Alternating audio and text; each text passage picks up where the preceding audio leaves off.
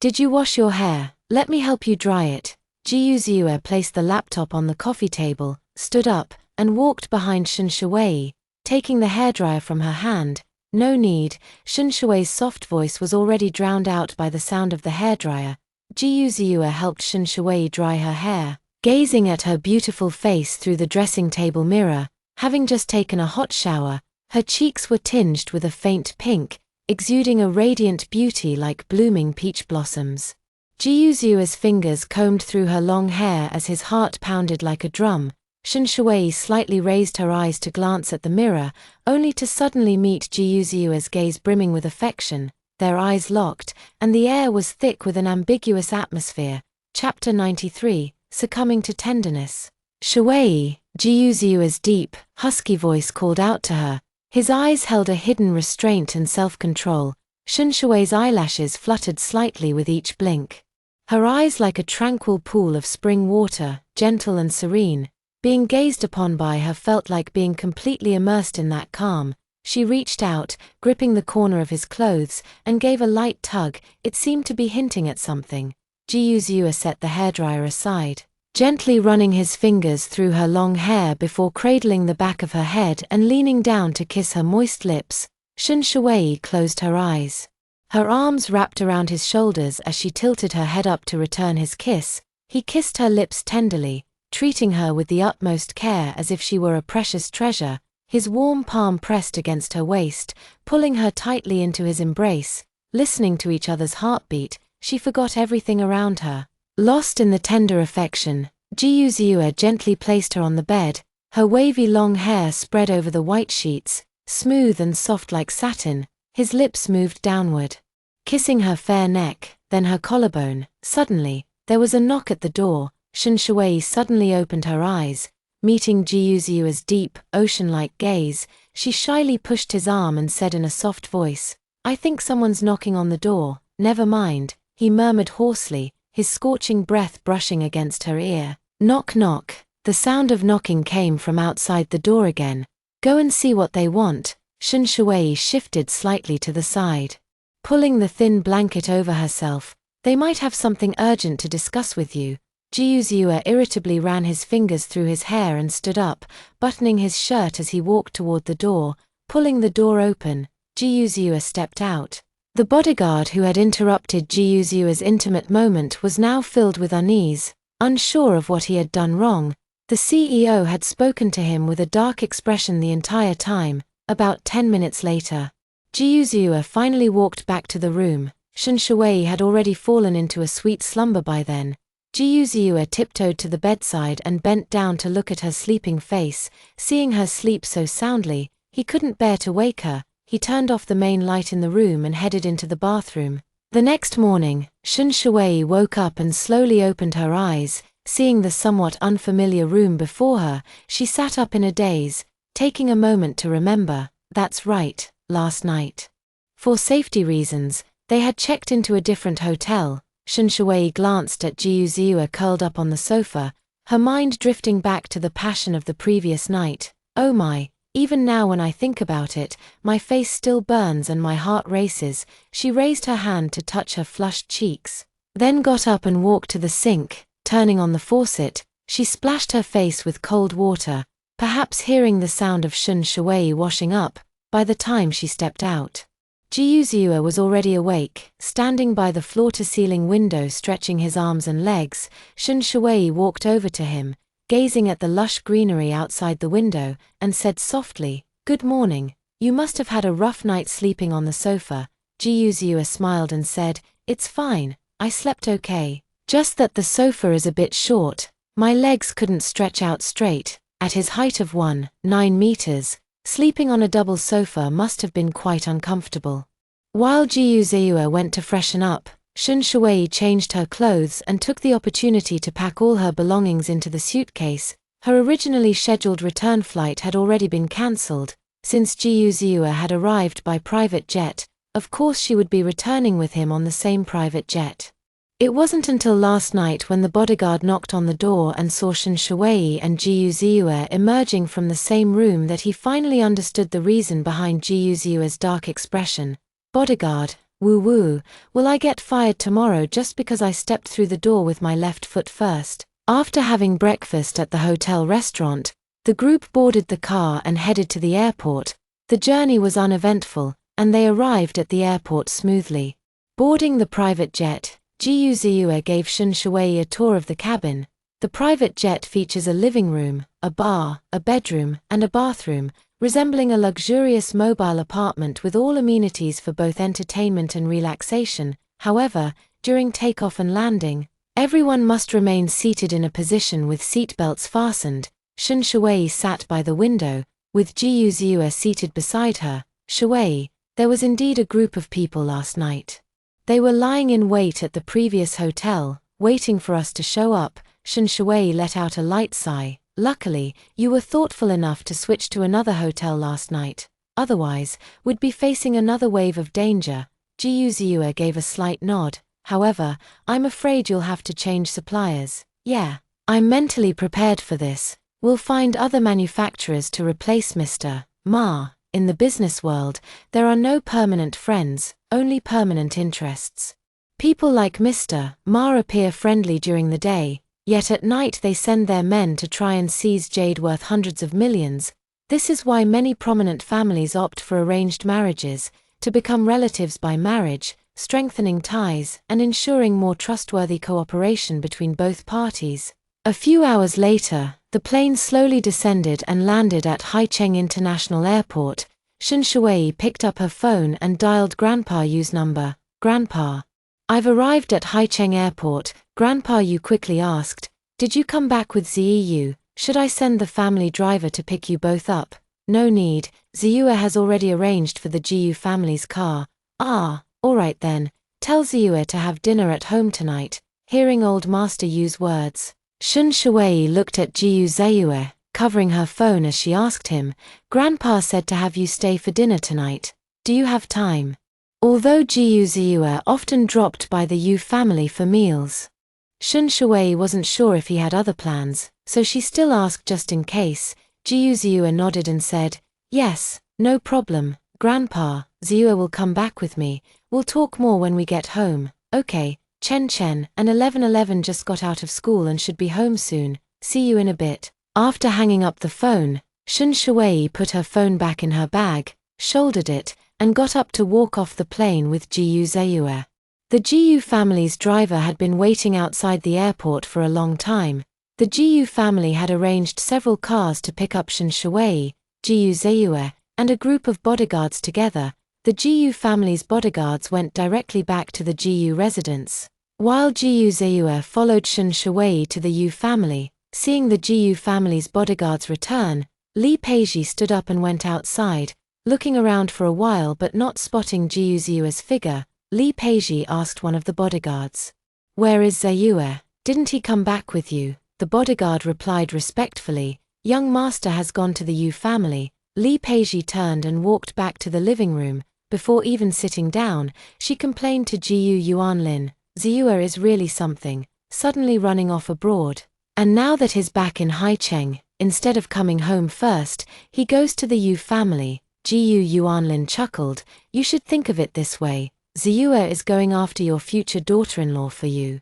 Well, that's true, Li Peiji nodded, then I'll send him a message telling him not to come home tonight. He can stay at the Yu family for a few more days. Better yet, he should bring Shuwei back with him. Learning that Jiyu Ziyue had suddenly gone to Country M for Shun Shuwei, Li Peiji's heart had been in suspense for several days. Country M has an unstable political situation and poor public security, with various major forces entrenched there. Li Peiji was very worried that Jiyu Ziyue and Shun Shuwei might encounter some danger while they were there. However, now that both of them have returned safely, she could finally breathe a sigh of relief. Chapter 94 Returning to the Yu family together. Haicheng, Yu family villa. As soon as the car entered the Yu family estate, Old Master Yu and Shun Rui came out to greet them. Bringing the two children along, Shun Shuwei waved at them through the car window. Once the vehicle came to a stop, she quickly got out, walked over, crouched down, and pulled Chen Chen and 1111 into a tight embrace. The two little ones reached out and hugged her, calling out happily, Mommy Tilda. Chen Chen, 11:11. Mommy missed you so much these past few days. Shen Shui kissed her son and daughter on their foreheads. She then looked up at Old Master Yu and Shen Rui, saying softly, "Grandpa, brother, I'm sorry for making you worry." Old Master Yu smiled affectionately and said, "It's good that you're back safely."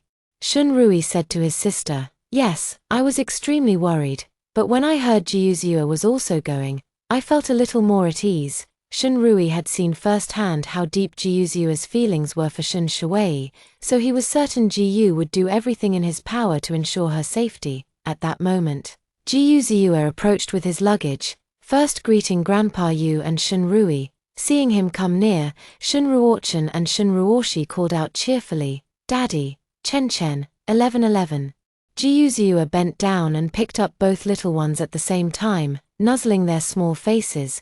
"Did you miss Daddy?" Shen Ruochen immediately nodded. "Yes, I did." Shen Ruoshi glanced over at Shunsha, pouting her lips as she said, "Mom broke her promise last night. You said you'd video call us together with Dad." Shunsha gave an awkward smile. "It's Mommy's fault. I was too busy with work last night, so I forgot, at that critical moment of life and death. This matter was indeed pushed to the back of my mind." Jiuzhua gently bounced the two children in his arms and said to them, "It's okay, didn't we come back today?" After sitting down on the living room sofa, Old Master Yu instructed the butler to bring out the prepared snacks and fruits. "Shui, Ziyue, have some snacks first to tide you over. The kitchen is already preparing dinner." After the servant brought up the snacks, the two children took the initiative to offer some to Shen Shui and Jiuzhua. "Mom, have a cranberry cookie. Dad, have a piece of pineapple cake." Seeing them struggling to swallow, Shen Rui quickly poured 2 cups of tea and placed them on the coffee table in front of them. After a while, Zhonghui walked in from outside and approached Shen Shui's side, reporting, "Miss, all the jade has been placed in the vault." Shen Shui nodded with a smile and said, "You've worked hard on this trip. Take a week off and get some good rest." It wasn't just hard work, it was practically a life-and-death ordeal. Shen Shui had already decided to arrange a bonus for the two of them to help ease the shock they had endured during this journey. "Thank you for your consideration, Miss," Zhonghui said gratefully before turning to leave and find Liu Ming to share the good news. Old Master Yu, upon hearing Zhonghui mention the jadeite, asked in surprise, "Why wasn't the jadeite transported to the company warehouse? Why bring it home?" Jiuzhua glanced at Shen Shui before speaking up. "Grandfather, this isn't ordinary jadeite." Old Master Yu raised his eyebrows slightly. "Oh, how extraordinary is it? What's the quality of the water and seed? Is it fully green?" Shen Rui sat up curiously. "Could it be imperial green?" Jiuzhua and Shen Shui exchanged a smile, then nodded simultaneously. "Shui, at least you've gained something from this trip." Old Man Yu nodded lightly before asking, "How much did you pay for that imperial green jadeite rough stone?" Shen Shui smiled charmingly and made a gesture of the number 8. 8 million, Old Man Yu said. "That's not too expensive. After all, imperial green jade has become increasingly rare in recent years. Sometimes you can't even buy it no matter how much you're willing to pay." Shen Shui shook her head. Old Man Yu widened his eyes in surprise. "Could it be that you bought it for 800,000? Shen Shui shook her head again. Shen Rui, sitting beside her, was already burning with curiosity and glared at Shen Shui, saying, "Oh, come on, don't keep us in suspense, just tell us already, how much did you actually pay for it?" Shen Shui smiled with a hint of pride and announced the answer, "I bought it for $80,000. "How is that possible? $80,000? You're not pulling an old man's leg, are you?" Grandpa, you clearly didn't believe it. "Grandpa, it's true." Shen Shui shrugged helplessly. "There's nothing I can do if you don't believe me," Jiuzhua said calmly and unhurriedly. "What Shui said is true, it was indeed bought for $80,000. Old Man Yu frowned in thought for a moment, then looked up at Shen Shui and asked, "Did you go gambling on stones?" "More or less. We attended a jadeite rough stone auction." Shen Shui replied slowly. "Mr. Ma was one of the organizers and gave me a few invitations, so I went to join in the fun." Old Man Yu asked, "All unopened rough stones?" "Wait, what's an unopened rough stone?" Shen Rui, unfamiliar with the jewelry industry, was completely baffled. Yes, all the stones at the auction are unopened rough stones. Shun Shui first responded to Old Master Yu. She then explained to Shun Rui. Jadeite rough stones are covered with a layer of skin, making them look like ordinary rocks from the outside. You can't tell what's inside. Unopened means the skin hasn't been cut. Buying one is like opening a blind box. Oh, now that you put it that way, I roughly understand. Shun Rui nodded. So, the rough stone you bought for $80,000 turned out to be imperial green. Yes, Shun Shui smiled and said, and it's not just imperial green. Hearing Shun Shui's words, Old Man Yu could no longer sit still. He stood up first and said, let's go take a look. I'd like to see what other rare treasures there are besides imperial green. The group walked to the vault door, where Old Man Yu used a combination of a password and iris recognition to unlock the vault's entrance. Inside were all valuable items. With the few pieces of raw jadeite placed near the entrance, they spotted them as soon as they walked in. Old Man Yu stared at the two cut pieces of jadeite rough. Utterly speechless with shock, Shui, purple jadeite is quite rare. Is this piece more valuable than imperial green? Shun Rui asked. How much could these two pieces fetch if made into jewelry? Shun Shui blinked her eyes and replied with a smile. Possibly over 1 billion yuan. Old Man Yu said to Shun Rui, Ruia. This is violet jadeite with green floral patterns, purple as misty sunset, exuding noble elegance. Such rare quality makes it even more valuable than imperial green. Shun Rui gave Shun Shui a thumbs up and praised. Shui, your luck is simply incredible. Even with blind box openings, you managed to stumble upon top quality jade. Chapter 95, Giving each other a chance. Old Master Yu and Shun Rui couldn't help but marvel. Shining a strong flashlight into the jade and examining it for quite some time, after inspecting the jade, they walked out of the vault and encountered the butler in the hallway, who said with a smile, dinner is ready. Please proceed to the dining room. The dining table was set with over a dozen dishes, and everyone took their seats, chatting and laughing as they ate. After dinner, Jiyu Ziua drove back to the Jiyu family home. Once the children were all asleep, Shun Shui came out of the children's room and slowly made her way to the first floor. Seeing Grandpa Yu still sitting on the sofa, she casually asked, Grandpa, haven't you gone to rest yet? Old Man Yu said softly, I was waiting for you. Waiting for me? Shun Shui walked over and sat down beside Shun Rui. Noticing their gazes fixed on her, she asked in surprise, what's wrong? Do you have something to tell me, Shui? What happened between you and Jiyu Ziua over there? I've already mentioned everything that happened there during dinner, except, of course, the dangerous parts. Old Master Yu and Shun Rui were still staring at her, as if convinced she was hiding something. Shun Shui thought about the matter with Director Ma. If she suddenly changed jade suppliers, Old Master Yu would surely hear about it. No matter what, it would be hard to keep it from Old Master Yu. Shun Shui let out a deep sigh. I just didn't want you to worry, Grandpa Yu said. Would be even more worried if you didn't say anything at all. That night after leaving the auction, we did encounter some trouble, but we managed to avoid it in the end. Shun Shui then told them everything about being targeted that night. Shun Rui frowned deeply and sighed. Thank goodness Jiyu Ziua was there, otherwise, who knows what kind of danger you might have faced. Old Man Yu glared at Shun Shui and said sternly, what did you promise me before? Shun Shui guiltily touched the tip of her nose and muttered, I said, I wouldn't run around. Old Man Yu snorted. Then what did you actually do? Shun Rui slightly parted his lips, wanting to say a few words in defense of his sister. But after receiving a sharp glance from Old Man Yu, he swallowed his words. Shun Shui whispered, I didn't think that much about it. Mr. Ma is the organizer, so I thought there wouldn't be any issues. Besides, Ziua was with me. I just wanted to give Mr. Ma some face and join in the fun. Old Master Yu said sternly, this time, you were just too careless. Shun Shui nodded without arguing. Yes, Grandpa, I know I was too careless and shouldn't have trusted Mr. Ma so easily. Although Shun Rui was also worried about Shun Shui, since the incident was over, he couldn't bear to see her scolded. Shun Rui spoke slowly. That so-called President Ma has been collaborating with the company for several years now. You can't blame Shui for letting her guard down. No one would have expected him to turn on us so easily for the sake of profit. Old man Yu calmed his emotions and said gently to Shun Shui, "There won't be a next time, after this lesson.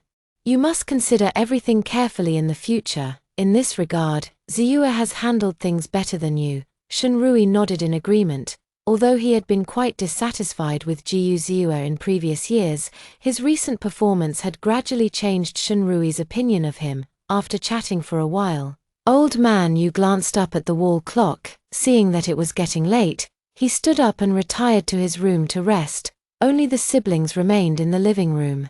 Shun Rui blinked at Shun Shui and asked with a gossipy tone, "Shui, he went all the way abroad just for you. You must be really touched, right?" "Well, a little touched, but also a bit surprised." Shun Shui recalled that day in the hotel lobby when Jiyu Ziyue, dressed in an exquisite dark suit, walked toward her with an elegant and upright posture. Faced with such a deeply affectionate and meticulous man, Shun Shui knew very well in her heart that she had truly fallen for him.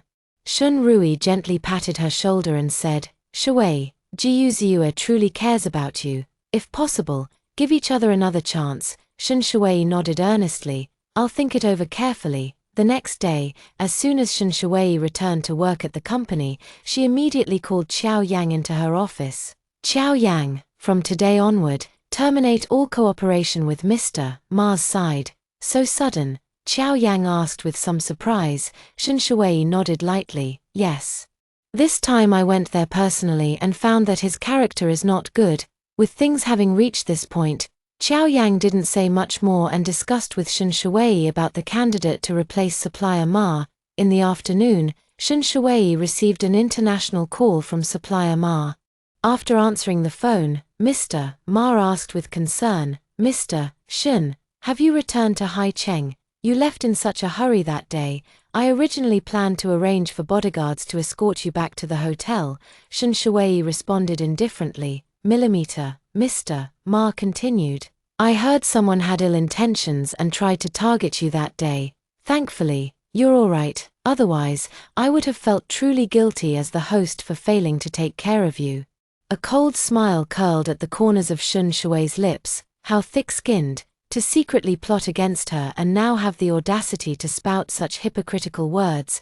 "Mr. Ma, you are indeed a man of some tricks, but don't take others for fools. From now on, our Yu family will no longer cooperate with your company." With that, Shun Shui hung up the phone directly, casually put the phone in her bag, and walked out of the office carrying her handbag.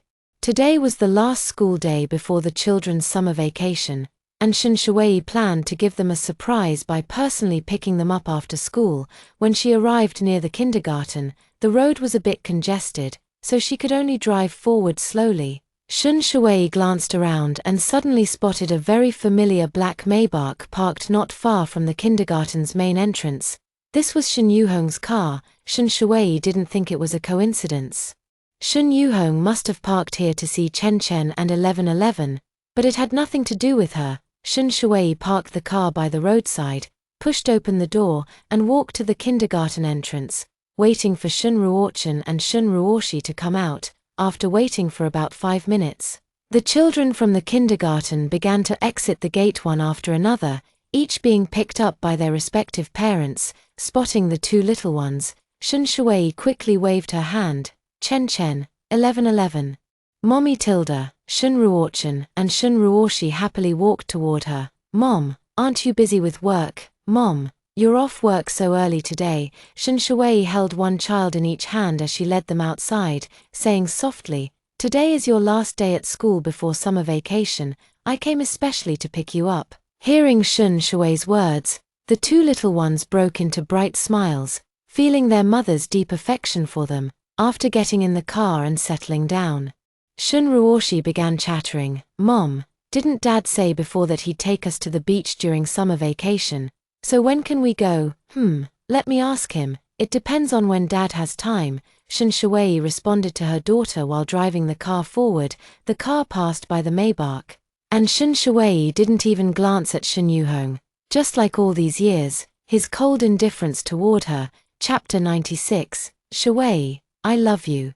The setting sun cast large swathes of orange twilight through the car window, spilling into the interior. The ornate wrought iron gate of the Yu family villa slowly swung open.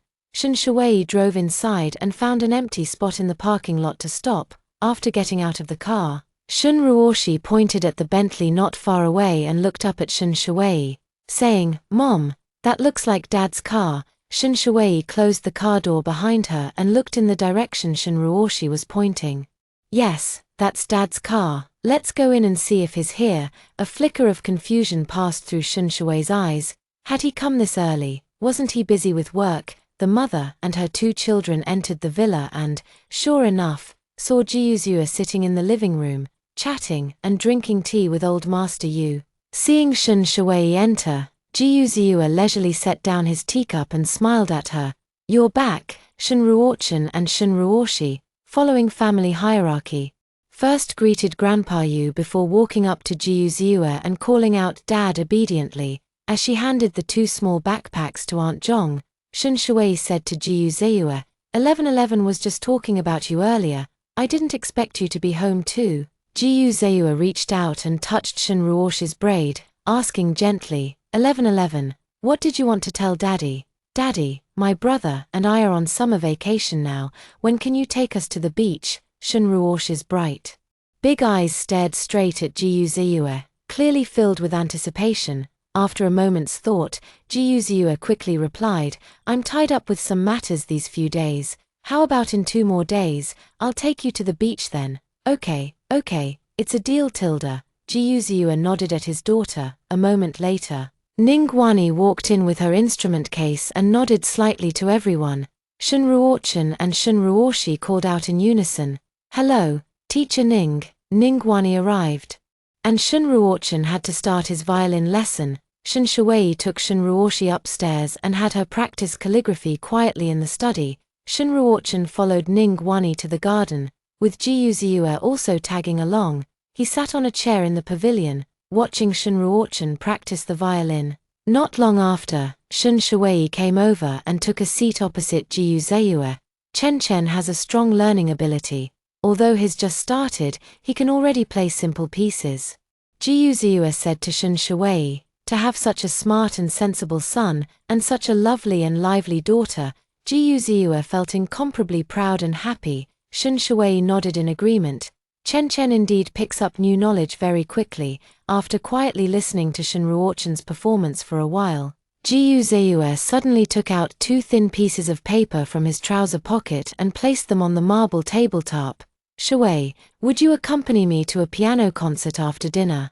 Shun Shuwei lowered her gaze to look at the 2 tickets and readily agreed, "Of course, it's been a while since I last attended a piano concert." The 2 little ones had already adjusted. They could go to bed by themselves even without adults accompanying them.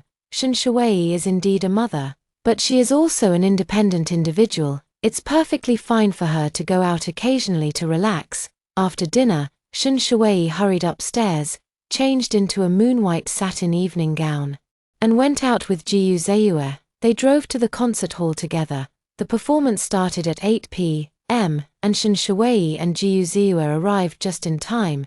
They sat side by side in the middle of the front row. A male pianist in a tailcoat walked onto the stage, without any unnecessary words. He bowed slightly to the audience, then sat down at the piano and began performing classic piano pieces. The pianist's nimble fingers danced ceaselessly across the black and white keys. The audience sat in hushed silence, utterly captivated by the melodious piano notes, swept away by the passionate crescendos. An hour and a half later, as the concert concluded, Shun Shuwei naturally linked arms with Ji Yuzue as they exited the banquet hall. Upon reaching the car, Ji Yuzue gallantly opened the door for Shun Shuwei, placing his hand protectively above the frame to prevent her from bumping her head. After Shun Shuwei settled into her seat, he closed the car door and walked around to the other side to get in. The car drove forward for a while, and while waiting at a red light, Ji Yuzue asked, "Shuwei, are you tired now? If not, I'd like to take you somewhere." "I'm fine, not too tired," Shun Shuwei replied curiously. "Where are we going?" Ji Yuzue gave her a mysterious smile. "You'll know when we get there," Shun Shuwei murmured. So mysterious. She tilted her head to look out the window as the car gradually drove onto the familiar Riverside Avenue and entered the parking lot of Yujiang Mansion.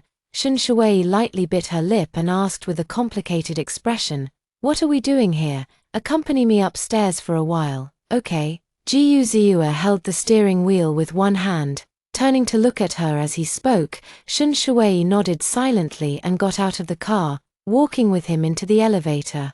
Everything around her was all too familiar to Shen Shui. Nervously clutching the strap of her bag, she lowered her gaze to the floor. After stepping out of the elevator, Jiu Ziyue opened the front door and stepped aside to let Shen Shui enter first. The moment Shen Shui stepped into the foyer, Jiu Ziyue reached out and flipped a switch, turning on several ambient lights in the living room. Shen Shui gazed at the meticulously decorated living room and slowly walked inside. Jiu Ziyue used champagne roses, ribbons, and scented candles to create a very romantic atmosphere throughout the living room. Shen Shui stood there in a daze, taking in the dreamy sea of flowers before her and inhaling the delicate fragrance of roses. Jiu Ziyue stood before Shen Shui holding a bouquet of Juliet roses, his eyes filled with deep affection as he gazed at her intently, finally voicing the words he had kept hidden in his heart. "Wei. You already know my heart without me having to say it, but I still want to tell you, I love you." After the divorce, it felt like I was sick. Your image kept appearing in my mind, lingering no matter how hard I tried to shake it. I couldn't stop missing you. Countless sleepless nights. I've hated myself for not cherishing the time we had together. Why did I let you slip away? Before you returned to China, I sent so many people to search for you, like a madman. Shui. It was my fault before. I didn't care enough for you or consider your feelings. That's why you felt disheartened and decided to divorce me. Chapter 97. Bring the household register. Hearing Jiu Ziyue's sincere words, Shen Shui looked up into his eyes, feeling somewhat moved. "Shui, after divorcing you, I truly regretted it. When I close my eyes before sleep, it's you I think of. When I open them upon waking, it's still you. When I see beautiful scenery, I think, how wonderful it would be if you were by my side." Jiu Ziyue looked at her with gentle eyes and said, "Shui, even if you still won't forgive me, I will continue to be good to you and strive to be a qualified father." Shen Shui walked to the sofa, sat down, and looked up at him. After a long while, she finally spoke. "Ziyue, do you know, the reason I was so disheartened and determined to divorce you was also due to another very important reason." Since Jiu Ziyue had already spoken his mind to her, then, Shen Shui also wanted to lay everything out directly. Jiu Ziyue sat down on the sofa next to Shen Shui and quickly asked, "Are there any other reasons? Can you tell me?" Shen Shui nodded gently, recounting the events of that year in a calm tone. "A few days before I asked you for a divorce, there was a heavy downpour in Haicheng. I cooked several of your favorite dishes at home and even made soup for you. You had just sat down and taken 2 sips of soup when you received a call and rushed out. That call was from Lin Yunyu, wasn't it?" Jiu Ziyue recalled what happened then and nodded slightly. "Yes, she had just returned from abroad that day. She said she couldn't get a taxi. So I went to the airport to pick her up and took her to the Lin family's house. That night, you received a call from Lin Yunyu and rushed out, and you didn't come back all night. Tell me, if you were me, what would you think?" "Nothing really happened between us," Jiu Ziyue explained. "That night, I dropped her off at the entrance of the Lin family's neighborhood.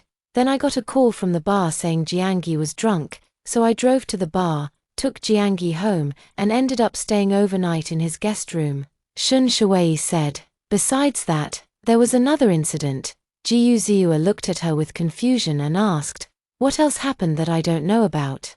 "You didn't even realize you lost your wedding ring." Shen Shui glared at him. "Lin Yunyu even flaunted it in front of me, putting on a show with her sweet talk and acting all triumphant."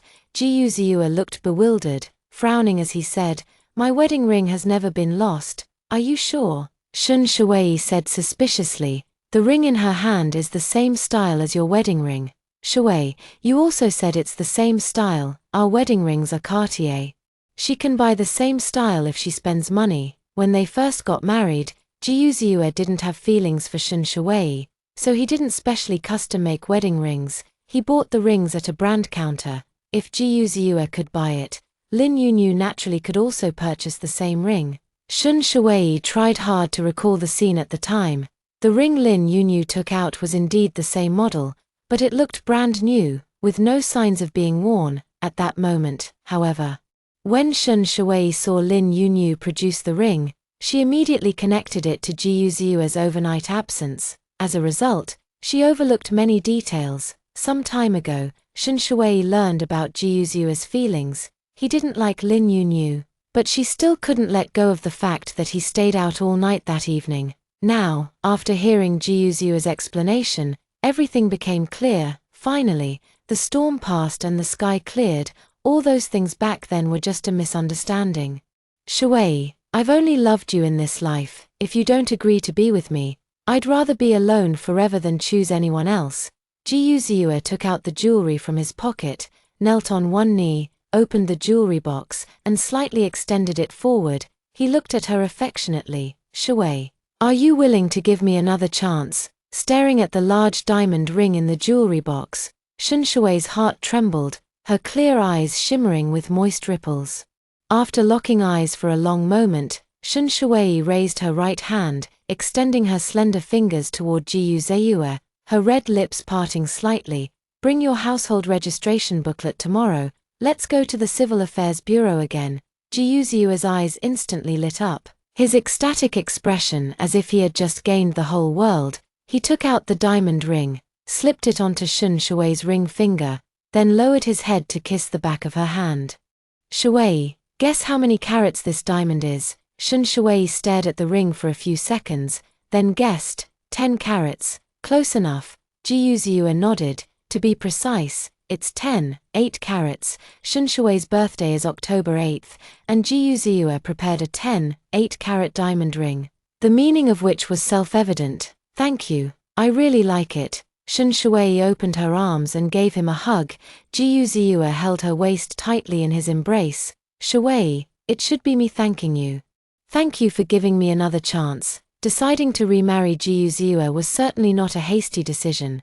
This was a choice Shun Shuwei made after careful consideration. This was the path she chose for herself, and whether it was full of thorns or a sea of flowers, she would walk forward without hesitation, never regretting it, for her own happiness, and for her 2 children, to allow the children to grow up in as complete a family as possible. Early the next morning, at the Yu family villa.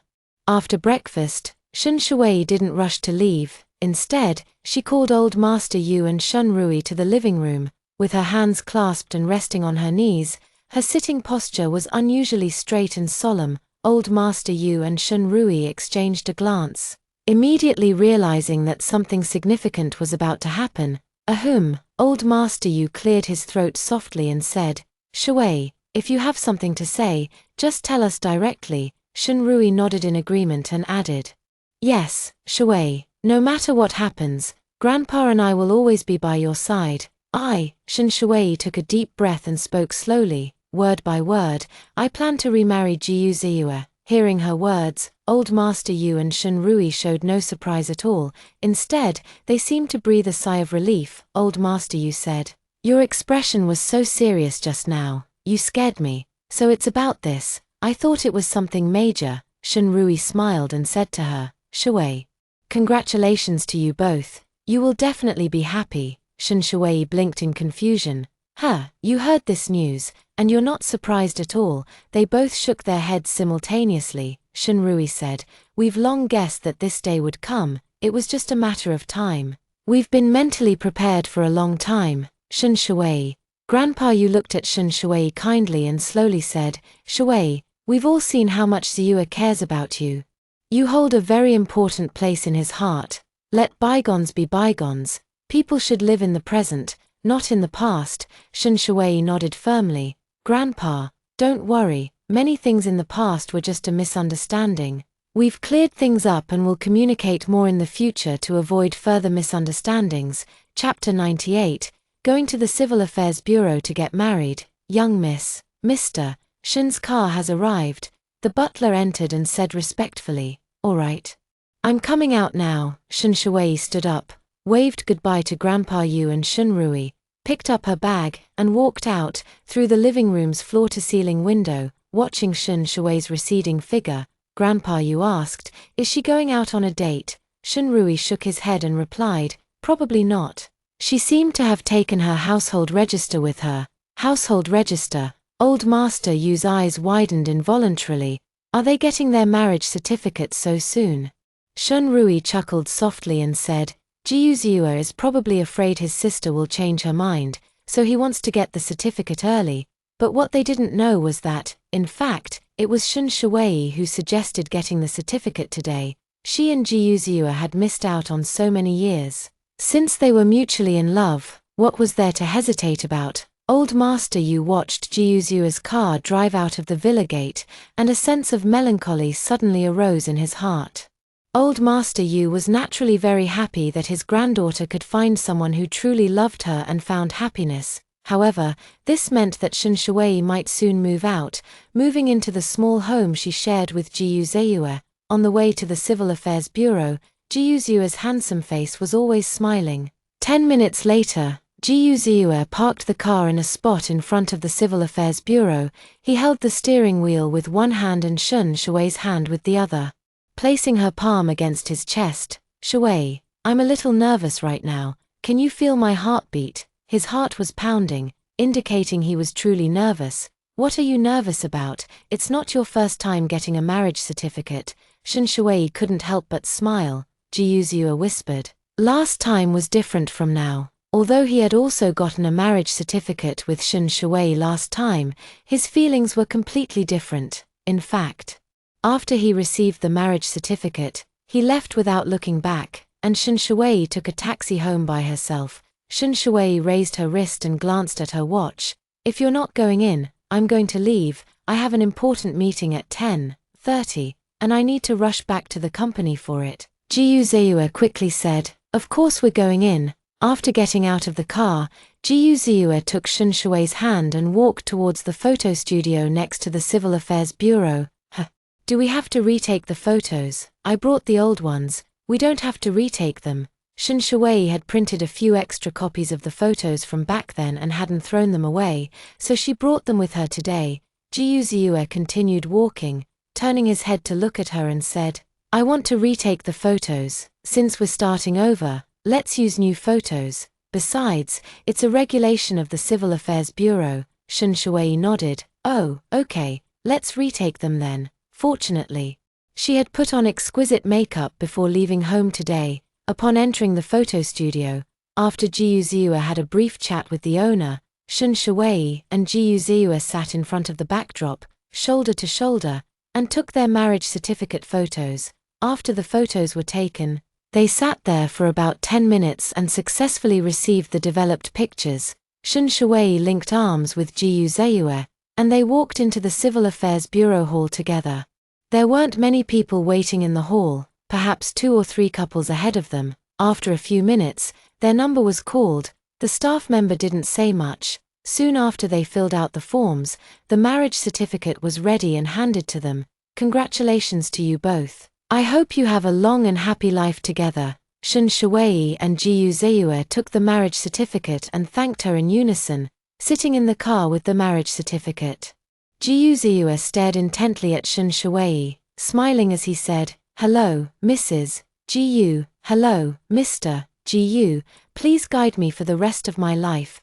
Shun Shui extended her hand and shook Jiuzhua's hand with a smile, just as Shun Shui was about to withdraw her hand. Jiuzhua didn't let go. He lightly kissed the back of her hand. Shun Shui's face instantly flushed, and she whispered, "Someone will see us. What's the matter?" Never seen a loving couple before, Jiuzhua gazed at her intently, leaning in to plant a kiss on her cheek. Shun Shui's face flushed so red it seemed about to bleed. Though no longer an 18-year-old girl, her romantic experience was minimal. The only person she'd ever been intimate with was Jiuzhua, yet before their divorce, Jiuzhua had been an emotionless block of ice, utterly unlike his current self who kept wanting to kiss her at every turn. Shun Shui sighed inwardly, thinking that if she had known Jiuzhua would be this clingy, she shouldn't have rushed into remarrying him by getting their marriage certificate so soon.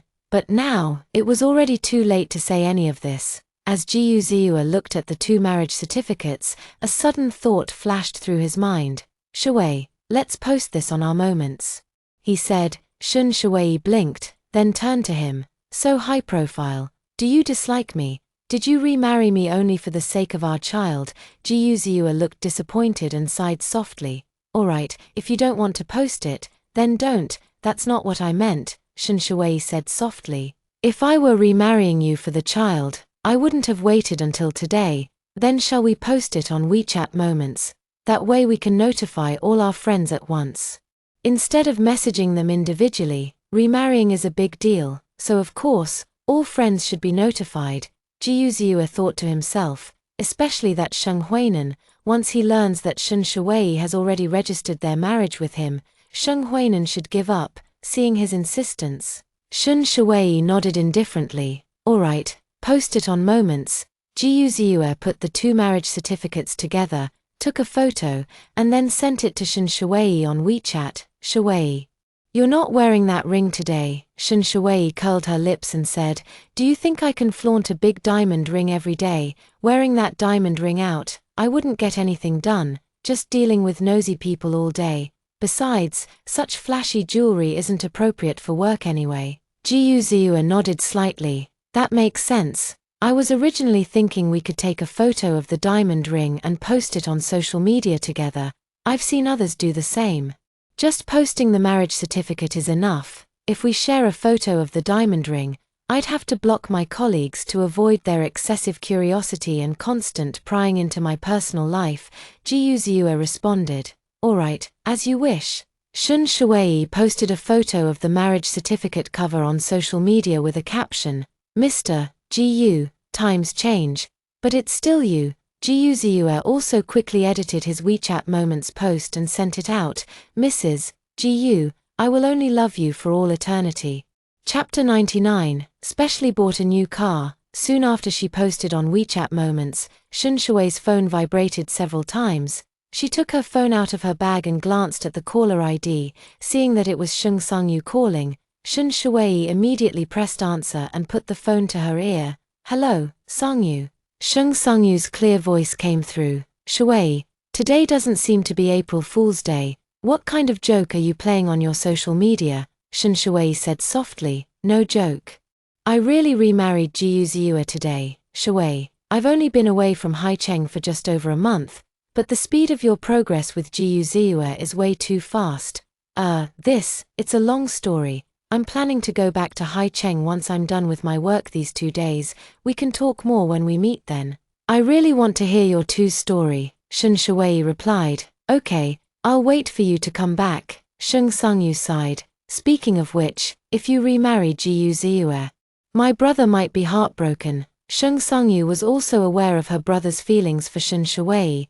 Having a good friend become her sister-in-law was something she would naturally be happy to see. However, matters of the heart cannot be forced. At Sheng Sangyu's words, Shun Shui was momentarily at a loss for words, unsure how to respond. After a brief silence, she softly said, Sangyu, I'm sorry. During those years abroad, Shengnan Hui took great care of her. Yet she couldn't reciprocate his feelings. No matter what, she still felt somewhat sorry. What are you apologizing for? There's no right or wrong in matters of the heart, just follow your own feelings when making choices, Sheng Sangyu said. Shui, I wish you a happy marriage. May you and Ji Yuziua have a long and blissful life together. Thank you, Sangyu. After hanging up the phone, Shun Shui stared at her phone in a daze for a while. Ji Yuziua quietly drove the car. Not disturbing her, the car arrived at the street near U Group. Ji Yuziua pulled over and parked the car. Shun Shui glanced out the window, then turned to Ji Yuziua with a gentle smile. Ziua, I'll head back to the company first. Alright, we'll talk later. My parents mentioned wanting to arrange a dinner for both families to get together. The both families referred to the Ji and Yu families. From the moment Shun Yuhong expelled her from the family, Shun Shui had severed all ties with the Shun household. Shun Shui nodded gently. Alright, let's wait for the elders to arrange it. After getting out of the car, Shun Shui waved at Ji Yuziua through the window again. Drive safely. I'll head off first. I'll come pick you up after work later. Ji Yu's eyes were filled with tender affection as he watched her walk toward the U Corporation office building. Shun Shuwei entered the company, where many well-informed colleagues stood up one after another to congratulate her on her recent marriage. As she walked forward, she responded with a smile. "Thank you. Some time ago, everyone had already heard that Director Shun received a bouquet of flowers every day, so, when the news of Shun Shuwei getting married came out, no one was particularly surprised." Shun Shuwei walked into the office and sat down. As usual, Jiang Lu prepared a cup of coffee and a glass of warm water. Bringing them in and placing them on the desk. "Congratulations on your marriage, Director Shun." Shun Shuwei smiled and nodded. "Yes, thank you." The meeting was about to start, so the two didn't chat much longer, picking up their documents and heading to the conference room. At lunchtime, Shun Shuwei walked to the cafe. As soon as Ji Yuxiu saw her, she happily rushed over and gave her a big hug. "Sis-in-law tilde, sis-in-law tilde," Ji Yuxiu called out several times in a row, grinning as she said. "I can finally change how I address you again." Shun Shuwei lightly tapped her forehead with a fingertip and laughed. "You've been looking forward to this day, haven't you?" "Of course, our whole family has been looking forward to this day." Ji Yuxiu pulled Shun Shuwei inside and poured her a glass of water. "You have no idea. After my brother divorced you, for months, the elders wouldn't give him a single kind look." Shun Shuwei let out a light laugh, asking with a hint of schadenfreude, "He didn't get beaten up, did he? Although everything that happened back then was just a misunderstanding." Ji Yu's cold and distant attitude toward her was all too real. If Ji Yu had gotten beaten up, Shun Shuwei would have secretly laughed to herself. Ji Yuxiu said to Shun Shuwei, "How could he not have been beaten? My grandfather swung a golf club and hit him more than a dozen times, bending the club. Grandpa really didn't hold back when hitting him." Grandpa Ji Yu is a retired military veteran with combat merits. Getting hit by him must have been excruciating. "The bruises on my brother took a whole month to completely fade." Hearing Ji Yuxiu's words, the smile on Shun Shuwei's face grew deeper and deeper. The affection from the elders of the Ji Yu family made Shun Shuwei feel a long-lost warmth of family. After having lunch with Ji Yuxiu, Shun Shuwei carried a takeaway cup of coffee back to the office and continued working in the afternoon. As evening approached and it was almost time to leave work, Shun Shuwei received a phone call from Ji Yuxiu. His deep voice asked, "Shuwei, have you finished your work?" Shun Shuwei glanced at the documents on the desk and replied, "Yes. I should be done in about half an hour. Mom and Dad have reserved a private room at Yangyuan, and they've already informed Grandpa. I'll drive over to pick you up soon, and we can go together." "All right, call me when you arrive." After finishing the phone call with Ji Yuxiu, Shun Shuwei quickly wrapped up the work at hand. Half an hour later, Shun Shuwei tidied up her desk just as Ji Yuxiu's call came in. Shun Shuwei answered the phone, saying, "I'll be right down." Then she put her phone in her bag and walked out of the office. Just as she stepped out of the U Group's office building, Shun Shuwei's phone rang again. She answered the phone and said to Ji Yuxiu, "I've already left the building and am heading your way." Ji Yuxiu's Bentley was too flashy, so every time he dropped Shun Shuwei off, his car would be parked on a nearby street, and she would walk over. "Shuwei, take a look to your left front." Hearing this, Shun Shuwei stopped and turned to look in the direction he mentioned. Ji Yuxiu stood beside a white sedan, his elegant and noble demeanor attracting the attention of many passers-by. Holding his phone in one hand, he raised the other and waved at Shun Shuwei. Shun Shuwei was somewhat surprised. It was a new car, and he had indeed chosen a low-key vehicle. Only as she approached did she realize that Ji Yuxiu's new car was a domestically produced BYD. "It's indeed quite low-key, Shuwei. What do you think of my new car?" Shun Shuwei nodded vigorously. "It's really nice. With this car, I can pick you up at the company entrance from now on." "Right." Ji Yuxiu opened the car door for her to get into the passenger seat. Shun Shuwei sat in the car and said with a smile, "Sure. But I forgot to tell you that Grandfather will announce my identity at the upcoming group board meeting." "It's fine. This car isn't expensive anyway." Ji Yuxiu then asked, "Is Grandfather planning to nominate you for the board?" "Yes, that's right." Shun Shuwei nodded and continued, The reason I entered the company under a hidden identity was to wait until I achieved results, so I could join the group board with substantial leverage, Jiu said. I heard that within the board of directors of U Corporation, things seem a bit unstable. Speaking of this, Shun Shui couldn't help but sigh. That's right, back then. There were several company veterans who worked hard alongside my grandfather. Now, they hold important positions on the board. To achieve the scale of U Corporation, it wasn't built by the strength of just one person alone. Those company veterans inevitably rely on their seniority to assert authority. Trying to control the company's direction of development, Chapter 100, a little token of appreciation from the elders, Jiu Ziua reassured her, Shui. If you ever face any difficulties or if anyone gives you a hard time, you must tell me. With me by your side, you don't have to fear any demons or monsters. Shun Shui smiled and said cheerfully, Ah, so this is what it feels like to have someone backing you up. You're my wife, of course I have to protect you. I won't let anyone bully you, Jiu Ziua silently added in his heart. Only I can bully you. Shun Shui smiled again. Hearing his words, a warm feeling welled up in her heart.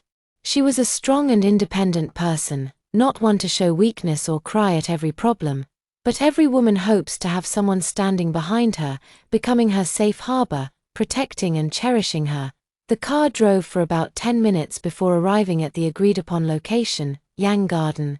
The name was quite simple, and the restaurant's decor style was predominantly wood-toned, blending simplicity with an elegant classical charm. After getting out of the car, Jiu Ziua bent his arm slightly. And Shun Shui smiled, linking her arm with his as they walked into Yang Garden together.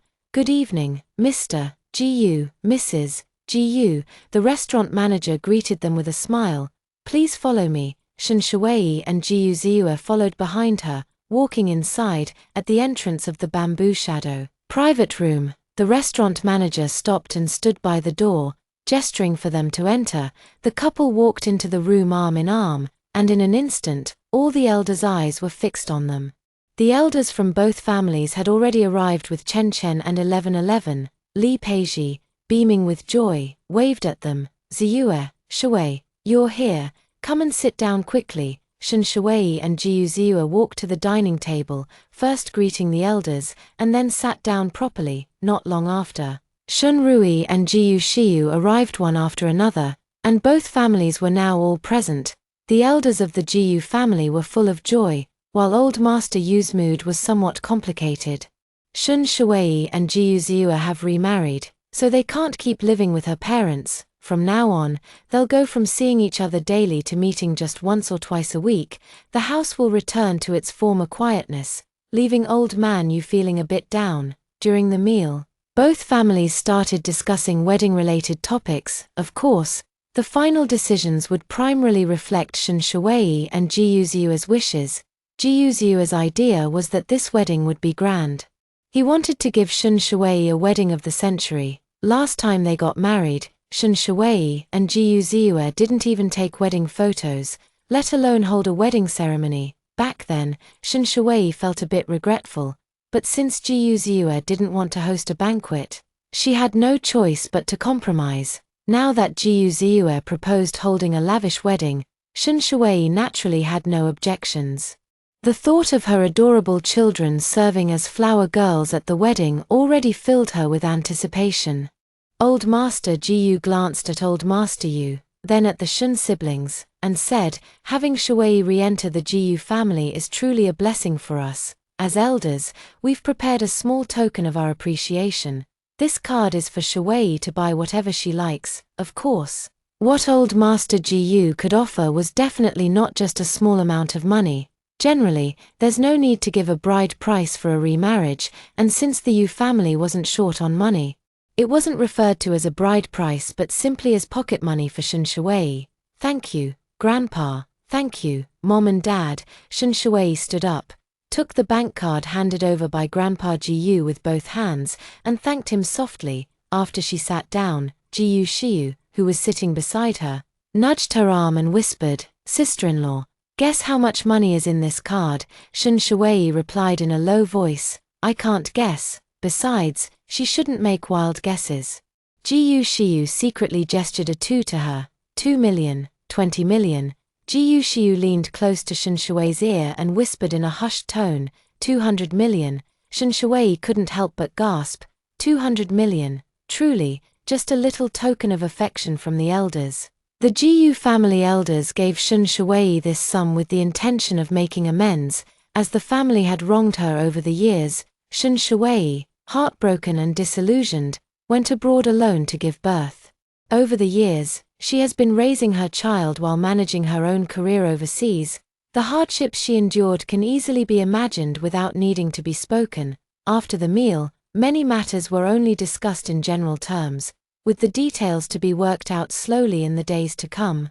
The two little ones were engrossed in eating the whole time. Being so young, they couldn't quite understand the topics the adults were discussing. After leaving the restaurant, the Jiyu family elders got into a Rolls-Royce first, and the driver drove them back to the Jiyu residence. Old Master Yu got into Shen Rui's car, heading towards the Yu family home. The remaining family of 4 took another car, also heading towards the Yu family home since they hadn't moved yet. The car was playing cheerful children's songs, while Shun Ruochen and Shun Ruoshi quietly watched the night scenery outside the window. Jiyu Ziua held the steering wheel, looking ahead, and said softly, Shui, now that we're remarried, have you thought about where our family of 4 should live? This topic wasn't mentioned earlier. It's something the young couple should decide for themselves. They could live in the Jiyu family's ancestral home, at Yujiang Mansion, or in any of the other properties owned by the Jiyu family. After all, the Jiyu family's main business was real estate, and there were no purchase restrictions back then. The Jiyu family owns dozens of properties in Haicheng, including over a dozen villas, more than 20 large apartments in residential complexes, and over a dozen luxury flats. Although Shen Shui is the heir of the Yu family, it would be unreasonable for her to continue living with the Yu family after marriage. I'd like to move back to Yujiang Mansion, but the space seems insufficient. Besides 2 children's bedrooms, we also need a soundproof music room, a dance studio, a study room for the kids, and a playroom. Shen Shui still hopes the children can have ample space for activities. Although the apartment at Yujiang Mansion is over 600 square meters, the living and dining rooms alone occupy more than 100 square meters, plus there are 5 rooms of varying sizes. Jiyu Ziua smiled and said, that's easy to solve. I bought the upstairs unit, Shen Shui asked in surprise. When did that happen? Not long after our divorce. The family upstairs faced business setbacks and needed to sell their property, so I bought it. Jiyu Ziua chuckled lightly and continued, back then, I was thinking that if you ever returned to Haicheng, we could be neighbors living just a floor apart. Who would have thought that the first thing you'd do upon returning would be to sell the house? Shen Shui gave an awkward smile and said, then let's move to the Jiyu family's old residence first, once the Yujiang Mansion is ready.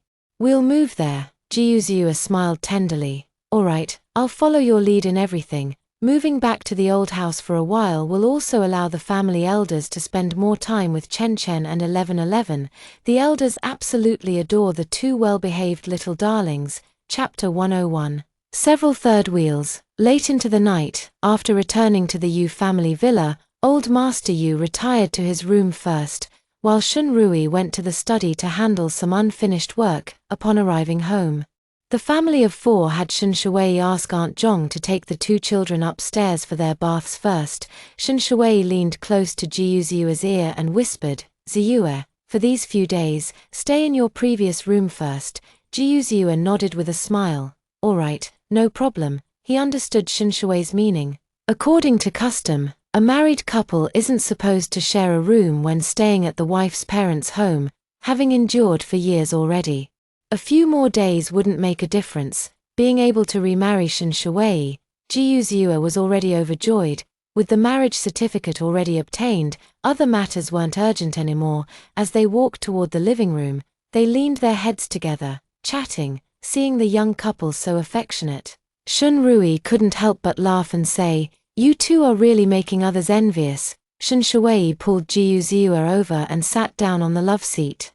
Her bright eyes turned to Shun Rui, and with a slight curl of her lips, she said to him, brother, if you're envious, Hurry up and find me a sister-in-law. Shunrui pursed his lips and sighed lightly. All right, Grandpa's already nagging me every day to go on blind dates. Just spare me, will you? He fell in love with Ningguani at first sight and often found excuses to chat with her, wanting to get to know her better, but he couldn't see through Ningguani's thoughts. Though she often wore a smile, he always felt as if he couldn't truly reach her heart. Just when there was no progress in his love life, he had to endure daily nagging from old man Yu, urging him to hurry up and go on blind dates. Jiyu Ziyue noticed his brother-in-law's restlessness and went to the wine cellar to fetch a bottle of red wine. Placing the wine and glasses on the coffee table, Jiyu Ziyue uncorked the bottle and casually asked, "Brother, since I got married with Shuwei today, how about a drink together?" Shunrui nodded. All right. Jiyu Ziyue tilted the wine bottle and poured some red wine into 3 glasses. The 3 raised their red wine glasses, and a crisp sound rang out as they clinked together. "Shuwei, Ziyue, I hope you two can be happy and live in harmony." Shunrui finished speaking, then threw back his head and drained his glass. Shuwei gently reminded him, "Brother, drinking so quickly can easily make you drunk." Shunrui waved his hand at her, squinting his eyes as he said, "I'm fine." The 3 of them drank and chatted, and before they knew it, it was late at night. Shunrui got up to go to the restroom. Jiyu Ziyue pulled Shuwei into his arms, kissed her forehead, and asked, "Are you sleepy?" A little." Shuwei was slightly tipsy, her eyes hazy and half-lidded, her cheeks tinged with a faint blush. She tilted her head and leaned against his shoulder, her breath as fragrant as orchids. Jiyu Ziyue lowered his head and gently kissed her lips. Shunrui, returning from the restroom, saw the affectionate couple and decided not to disturb them, quietly turning to go upstairs, hearing faint footsteps on the stairs. Shuwei looked up at Jiyu Ziyue and asked, "Did my brother go upstairs?" "Yes, he must be tired." Jiyu Ziyue whispered softly in her ear, "Let's go back to our room and rest too, okay?" Shuwei wrapped her arms around his neck, her delicate voice murmuring, "Carry me." Jiyu Ziyue's heartbeat suddenly raced, his beloved woman acting coquettish with him. He was practically going mad. The previous thought was wrong. Facing her like this, enduring even a second was agony. Jiyu Ziyue placed one hand on the small of her back and the other under her knees, lifting her in a princess carry as he steadily carried her back to the room. He gently laid her on the bed and leaned slightly closer. Shuwei closed her eyes, but his lips never descended. He reached out and touched her hair, saying in a low voice, "Shuwei, get some good rest. Good night." Jiyu Ziyue was truly afraid of losing control, so he didn't dare to kiss her again. After saying good night, he turned and walked out. After Jiyu Ziyue left, Shuwei stood up, grabbed her pajamas, and headed into the bathroom to shower. 2 days later, the family of 4 drove back to the seaside vacation villa.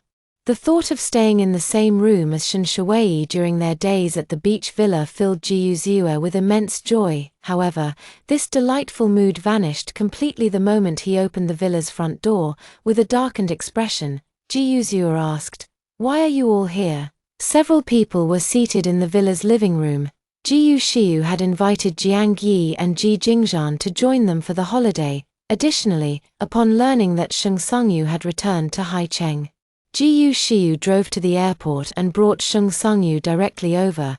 Jiyu Ziyue came for the vacation with the intention of spending some quality time with Shuwei and playing with the children. Seeing these people show up, he was genuinely surprised, but not in a pleasant way. Shuwei walked in with the 2 little ones. She was quite happy to see her friends arrive and greeted everyone with a smile, since the villa can accommodate so many people. "It's nice to have everyone come out to play together. It makes things livelier, Auntie, Godmother." Hearing the children's voices, Jiyu Xiu and Sheng Sangyu immediately walked over, each taking a little one by the hand and leading them back to sit on the sofa. Shuwei held Jiyu Ziyue's hand and raised her other hand, lightly tapping his forehead with her fingertip. "All right, if you keep frowning like that, my handsome and dashing husband is going to turn into a little old man." Jiyu Ziyue couldn't help but laugh. "Even if I turn into a little old man, you won't be able to shake me off. I'll hold your hand forever and never let you leave again." Shunsha smiled softly, "Then go ahead and hold it, hand in hand." the two walked over and sat down on the sofa. Sheng Sangyu looked at their intertwined hands, blinked, and said with a smile, "Shiyu said she was bringing me here for a vacation. I came for the seafood, but who knew I'd be stuffed just from the dog food?" Shiyu smirked proudly. "Of course, there's a seafood feast. Consider the dog food as just an appetizer." Jiangyi said to Ziyue, "You're really something, going on vacation without telling us." Luckily, Shiyu invited us over. Shiyu caught the sharp glare from Ziyue but didn't flinch, meeting it with a defiant stare of her own. With Shun Shuai backing her up, Shiyu wasn't afraid of her brother's anger now. "Sister-in-law, it's been so long since the three of us got together. How about we share a room tonight and chat?" Sheng Sangyu nodded in agreement. "Hey, that's a great idea. Let's have a girls' night." "Great, it's settled then." Shun Shuai smiled and nodded, agreeing to Shiyu's suggestion. Ziyue's expression darkened even more, his tightly pressed lips clearly revealing his displeasure at the moment. Wasn't it enough to monopolize her during the day? Now they had to compete for her at night too. Damn this girls' night out. Couldn't they have their gathering in Haicheng instead? Did they really have to come here and be third wheels? Ziyue glanced over. Those glaring light bulbs were so irritating he wished he could grab a broom and sweep them all out. Annoying, utterly annoying. Chapter 102, Sheng Sangyu and Ji Jingzhan. The sun at 2 or 3 in the afternoon is scorching. Going to the beach at this time might sunburn your skin. Shun Ruochen and Shun Ruoshi also happened to need an afternoon nap. So everyone stayed in the villa, sitting on the large terrace drinking tea, chatting, and enjoying the sea breeze. By around 4 in the afternoon, the children woke up from their naps, and they all went back to their rooms to change into swimsuits, bringing towels as they headed to the beach, gazing at the azure sea and sky. Sheng Sangyu stretched lazily and sighed. Private beaches are the best, so clean and free from any disturbances. Walking beside Sheng Sangyu, Ji Jingzhan nodded gently and said, "Indeed, it's precisely because of this private beach that our family also bought a villa here, right next to the Jiyu family's place." Sheng Sangyu casually asked, Then why do you live in the Jiyu family villa?" Ji Jingzhan shrugged and replied, "Because it's livelier there." Sheng Sangyu let out an "oh" and didn't say anything more. Stepping forward, the sand on the beach was fine and soft. Sheng Sangyu simply followed Shun Shuai's example, taking off her shoes and walking barefoot on the soft sand. Suddenly, Sheng Sangyu felt something under her foot. It pricked slightly, and the small object seemed to be moving. She quickly lifted her foot. Sheng Sangyu's movements were a bit flustered, wobbling unsteadily. Ji Jingzhan, walking beside her, immediately reached out to steady her. After regaining her balance, Sheng Sangyu's face flushed slightly as she whispered to Ji Jingzhan, "Thank you, you're welcome." Ji Jingzhan released Sheng Sangyu's waist, coughing awkwardly twice. "You just stepped on a small crab earlier, but it's already crawled away. Does your foot hurt? Are you injured?" "Millimeter, it should be fine." Despite Sheng Sangyu's words, Ji Jingzhan still helped her sit down on a beach chair. Crouching to hold her foot and check for any injuries, Ji Jingzhan's expression was very serious. While Sheng Sangyu's face grew increasingly warm, she was currently wearing a swimsuit. His hand had just been on her waist, and now he was staring at her foot. "It's just a bit red, no wound." Ji Jingzhan stood up, brushing the sand off his hands. "Mr. Ji, thank you." Sheng Sangyu thanked him again. "No need to be so formal, just call me by my name." "All right, Jingzhan." Actually, today was only her second time meeting Ji Jingzhan. The last time she saw him was on the day Shiyu's cafe opened. The others watched the interaction between these two from a distance, their lips curling into knowing smiles. Ziyue and Ji Jingzhan had been close friends for many years, yet he had never seen Ji Jingzhan show such concern for a woman before. Jiangyi had dated several girlfriends, while Ji Jingzhan had always been indifferent, as if he had no interest in the opposite sex at all. Sheng Sangyu walked over, and Shun Shuai asked her friend with concern, "Sangyu, what's wrong? Did you hurt your foot?" "I just stepped on a crab over there. My foot is fine." "Don't worry, that's good." Shun Shuai nodded gently. "There are some marine bacteria by the sea. If you have any wounds, you should be careful not to go into the water." At this moment, Shunrooshi walked up to Shung Sungyu, tilted her little head, and said in a sweet voice, "Godmother, will you come with me to dig for shells, please?" Shung Sungyu immediately responded, "Great, let's go dig for pretty shells." They accompanied the children in digging for shells, collecting pebbles, and even swam for a while in the shallow water. After playing for about 2 hours, everyone finally left the beach and walked back to the villa to shower and change clothes. The setting sun shone through the floor-to-ceiling windows, filling the room with warmth. Shun Shuwei changed into a lake blue gown, her skin as fair as snow. The dress's waist-cinching design perfectly accentuated her flawless curves. Ji Yuzu's eyes were filled with admiration, and he couldn't resist planting a kiss on her lips. "Shuwei, you're truly stunning. The most beautiful words in the world can't do justice to your beauty." Shun Shuwei chuckled and said, "Flattering me won't work. Tonight, you'll still have to sleep alone. I didn't mean it that way. I was just sincerely praising my wife's beauty." "Oh," Shun Shuwei blinked, a smile curling at the corners of her lips. "So you're saying you don't want to share a room with me?" Ji Yuzu's Adam's apple bobbed as he pulled her into his embrace, his voice low and husky. "I can prove to you right now whether I want to or not." Feeling his body growing increasingly warm, Shun Shuwei quickly surrendered, pushing against his arm. "Stop fooling around, they're still waiting for us." Ji Yuzu lowered his head and gave her a fierce kiss on the lips before finally letting go. "Ji Yuzu, this is torture. Even though we're legally married, every day I can see you but can't have you." In the evening, the group arrived at a seaside restaurant. Ordering a table full of seafood delicacies and opening 2 bottles of white wine, the sea breeze rustled the palm trees along the shore, their large leaves swaying in the wind. Both the sea and the sky were dyed orange by the setting sun, creating an incredibly beautiful scene. "Mom, look at the stone I found, isn't it pretty?" Shunrooshi opened her palm, revealing a smooth white pebble resting in her hand. Shunsha smiled and said, "Yes, it's really pretty, like a gemstone, isn't it?" Shunrooshi immediately nodded. Yes it is." Shunroochen took out a beautifully shaped seashell from his pocket and showed it to Shun Shuwei. "Mom, this is a seashell I picked up," Shun Shuwei praised. Chen, this seashell is so beautiful." Shunroochen smiled happily and said, "I'm giving it to you, Mom. Then I want to give something to Mom too." Hearing her brother say this, Shunrooshi handed the pebble in her hand to Shun Shuwei as well. Shun Shuwei took it and carefully placed it in her bag, then kissed both children. "Thank you, my little darlings. Mommy loves it very much." She kept everything the children gave her safely stored in a box. To her, these were the most precious things. The seafood dishes were served one after another. Shun Shuwei took Chen and 11 to wash their hands again before they started eating.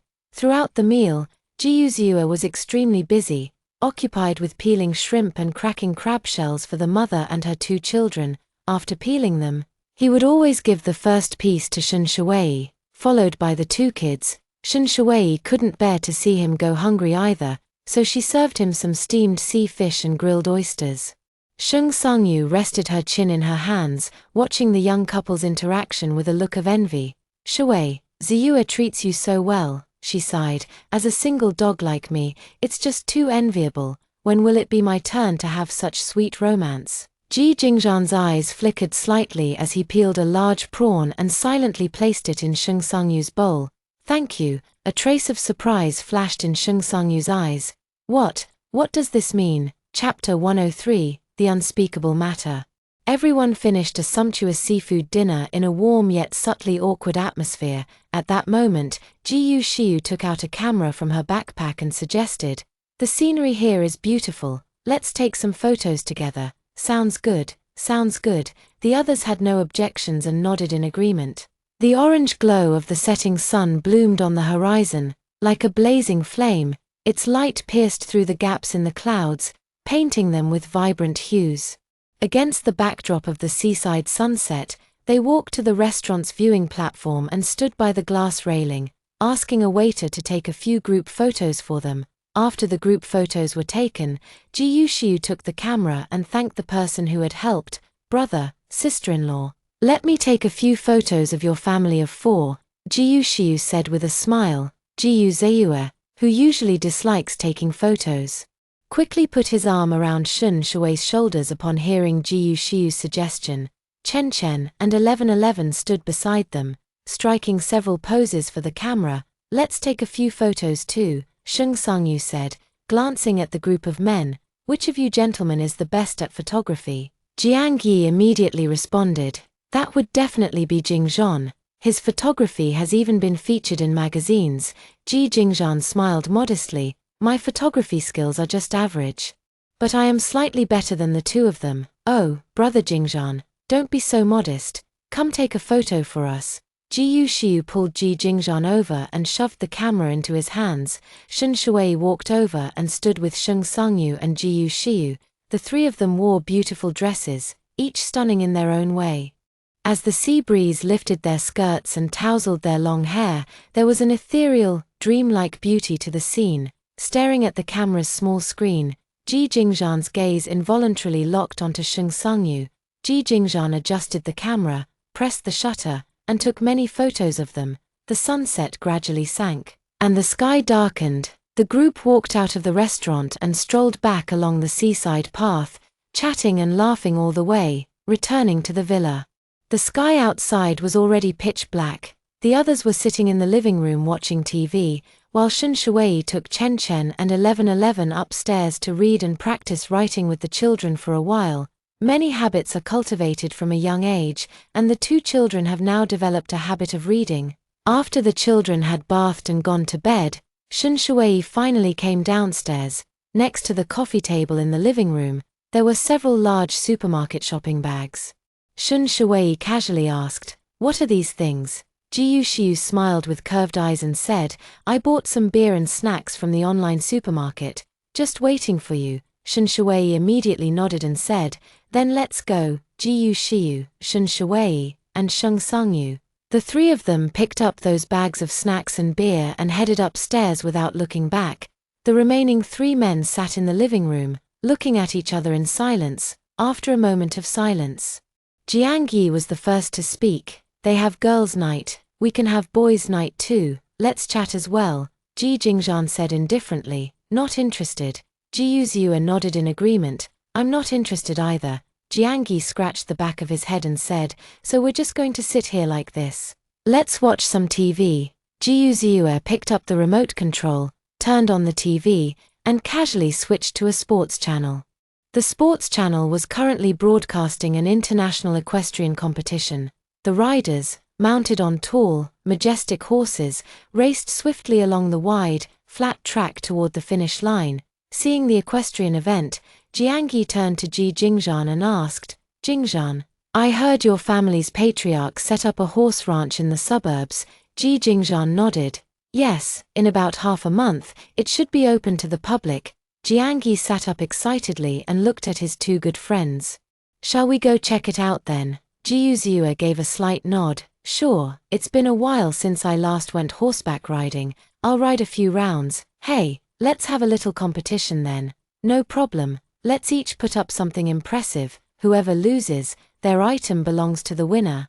The men were downstairs discussing equestrian matters. After Shun Shui and the others went upstairs, they closed the door securely, took out snacks and beer, and arranged them on the coffee table.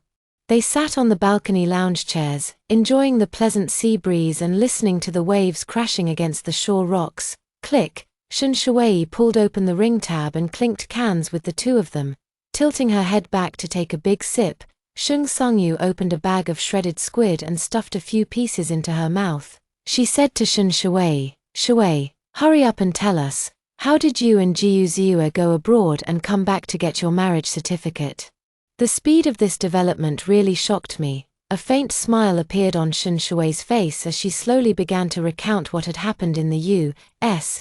Ji Yuzhua sighed softly. Sis, you and my brother have really been through thick and thin together this time. He truly cares deeply for you. Sheng Sangyu listened and felt moved as well, saying to Shun Shui, Ji Yuzhua is really good to you. He's someone worth entrusting your life to. Shun Shui nodded gently. Yes, I know he's good. That's why I want to give him another chance, and give myself one too. Believe me, your choice won't be wrong. You and Ji Yuzhua will surely be very happy together. Sheng Sungyu clinked her soda can with Shun Shui's and took a big sip of beer. At this moment, Ji Yuxiu's phone rang. She took out her phone, stood up, and walked back into the room to answer the call from Qiao Yang. Ji Yuxiu softly called out, "Qiao Yang, Xiu, I saw the post on your social media. Did you go on a beach vacation with President Shen? How was it there?" "Yeah, it was really fun. The scenery here is amazing. The sea water is clear, and the beach sand is very clean," Qiao Yang said with concern. "Then be sure to protect yourself from the sun, and when it's really strong, make sure you don't get heat stroke." "Okay, I'll be careful. Don't worry about me." Ji Yuxiu had originally wanted to invite Qiao Yang to join her for some fun. But then it occurred to her that Qiao Yang didn't know she was the heiress of the Ji family. If he came, he would inevitably find out about her other identity. Qiao Yang had called Ji Yuxiu to ask about the handsome men standing beside her in the photo, who they were, but he could never bring himself to ask. Or perhaps, he simply didn't have the right to ask that question. After all, he and Ji Yuxiu were still just friends. After chatting for a while, the two ended the call. Ji Yuxiu tucked her phone back into her pocket, sat back down on the balcony chair, and forced a smile. "Let's continue." Shun Shui noticed she seemed a bit upset and asked with concern, "Xiu, what's wrong? What did he say to you? Did he make you unhappy?" "No, he didn't make me unhappy." Ji Yuxiu gently squeezed the soda can with both hands and said softly, "I was just thinking about how to tell him about that matter." "That matter?" Sheng Sungyu looked completely confused.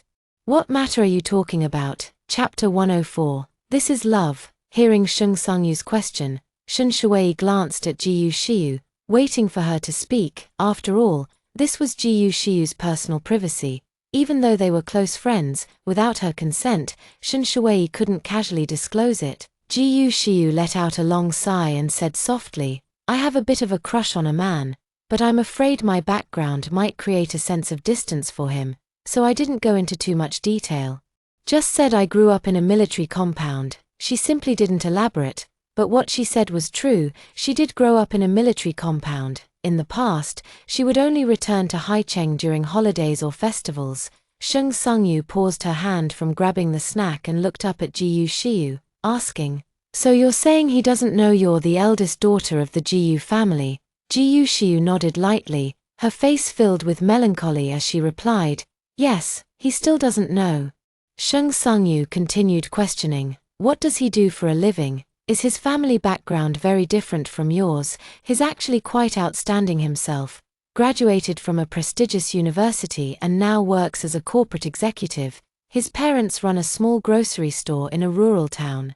Ji Yuxiu answered truthfully. While speaking, Ji Yuxiu kept glancing at Shun Shui from time to time.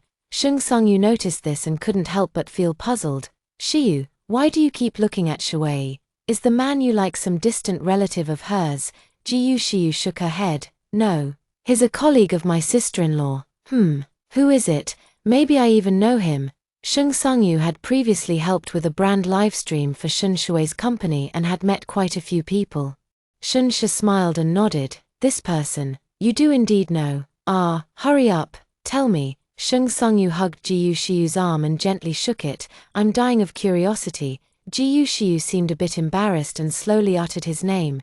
"Qiao Yang. Do you know him?" "So it's him." Sheng Sungyu nodded. "I do know him indeed." Sheng Sungyu had a good impression of Qiao Yang. He was handsome with a refined appearance and spoke gently and politely. Back to the main topic, Ji Yuxiu sighed. "Girls. Help me think, should I tell him about this or not?" Shun Shui thought for a moment and said softly to her, "Xiu, I can't tell you what to do." She paused briefly before continuing. "But the reason your brother and I divorced back then was also because of many misunderstandings between us. Xiu, honest communication is very important in relationships. My relationship with your brother is a cautionary tale." Sheng Sungyu nodded after hearing Shun Shui's words and said, "I agree with what Shui said. Xiu, the gap in family backgrounds is something you and Qiao Yang will have to face sooner or later. Avoiding it isn't a solution, it might even make things worse." Ji Yuxiu took a big gulp of beer, her gaze fixed on the distance. After a long pause, she finally said quietly, "All right. I'll talk to him about this as soon as possible." The mutual affection between her and Xiao Yang was already an open secret. All that was needed was an open declaration to break through that barrier. Escaping certainly wouldn't resolve the disparity in their family backgrounds. On the contrary, the longer this matter dragged on, the greater the potential for misunderstanding. Come on, let's go, to your happiness. Cheers, Tilda. Sheng Sangyu raised her soda can, clinking it with Jiyu Shiyu and Shen Shuwei. After taking a big sip of beer, Sheng Sangyu continued, next time we drink together, I won't be the only single one left, right? Shen Shuwei burst into laughter. Then you'd better hurry up and try to catch up with us, Tilda, Ji Yushiu said with a grin. Sangyu, go for it, I believe in you, you're so beautiful, with a great personality, acting skills, family background, everything is perfect. The line of people chasing you stretches from here to New York. Sheng Sangyu shook her head helplessly. People in the entertainment industry are all too good at acting. I can't tell who's sincere and who's pretending. What? Male celebrities act even in private. Let me tell you, many male celebrities in the industry look at the opposite sex with such intense, lingering gazes. It's all so affectionate. But then, once a drama wraps up, they'll just go their separate ways. Utterly shameless. Which male celebrity is this? That's just despicable. Quickly, tell us. Shen Shuwei and Jiyu Shiyu were very curious and quickly urged Sheng Sangyu to continue. Chatting about entertainment industry gossip, time unknowingly slipped into the deep night. The three of them lay on a large bed, sound asleep. The next morning, Shen Shuwei was awakened by the sunlight. They hadn't drawn the curtains properly before going to bed last night. Shen Shuwei wanted to turn over and continue sleeping, but found herself unable to move. Jiyu Shiyu was hugging her waist like an octopus, while Sheng Sangyu had one leg draped over hers. No wonder she dreamt of sleep paralysis last night. She was being held down tightly by them. Shen Shuwei blinked her eyes, placed her fingertips on Jiyu Shiyu's waist, and tickled her sensitive spot. Feeling the ticklish sensation on her waist, Jiyu Shiyu immediately withdrew her hand, turned over, and went back to sleep. After forcefully moving Sheng Sangyu's leg aside, Shen Shuwei was no longer sleepy. She simply got out of bed, washed up, changed into sportswear, and went out for a morning run. Just as she reached the ground floor, Shen Shuwei heard footsteps coming from the stairwell. Shen Shuwei turned her head to look and saw Jiyu Ziyue, also dressed in sportswear. She was wearing a white tracksuit today, while Jiyu Ziyue was dressed in the same style and color, making them look like a couple in matching outfits. Good morning, Tilda. Jiyu Ziyue's handsome face wore a gentle smile. Morning. Did you sleep well last night? Not very well. Jiyu Ziyue gazed at her intently.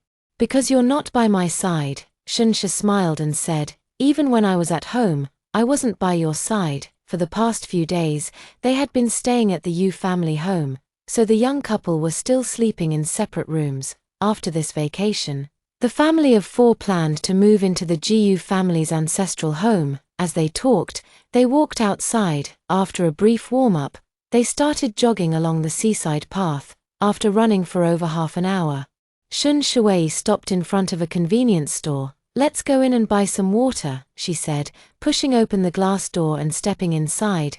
Jiyu Ziyue followed closely behind.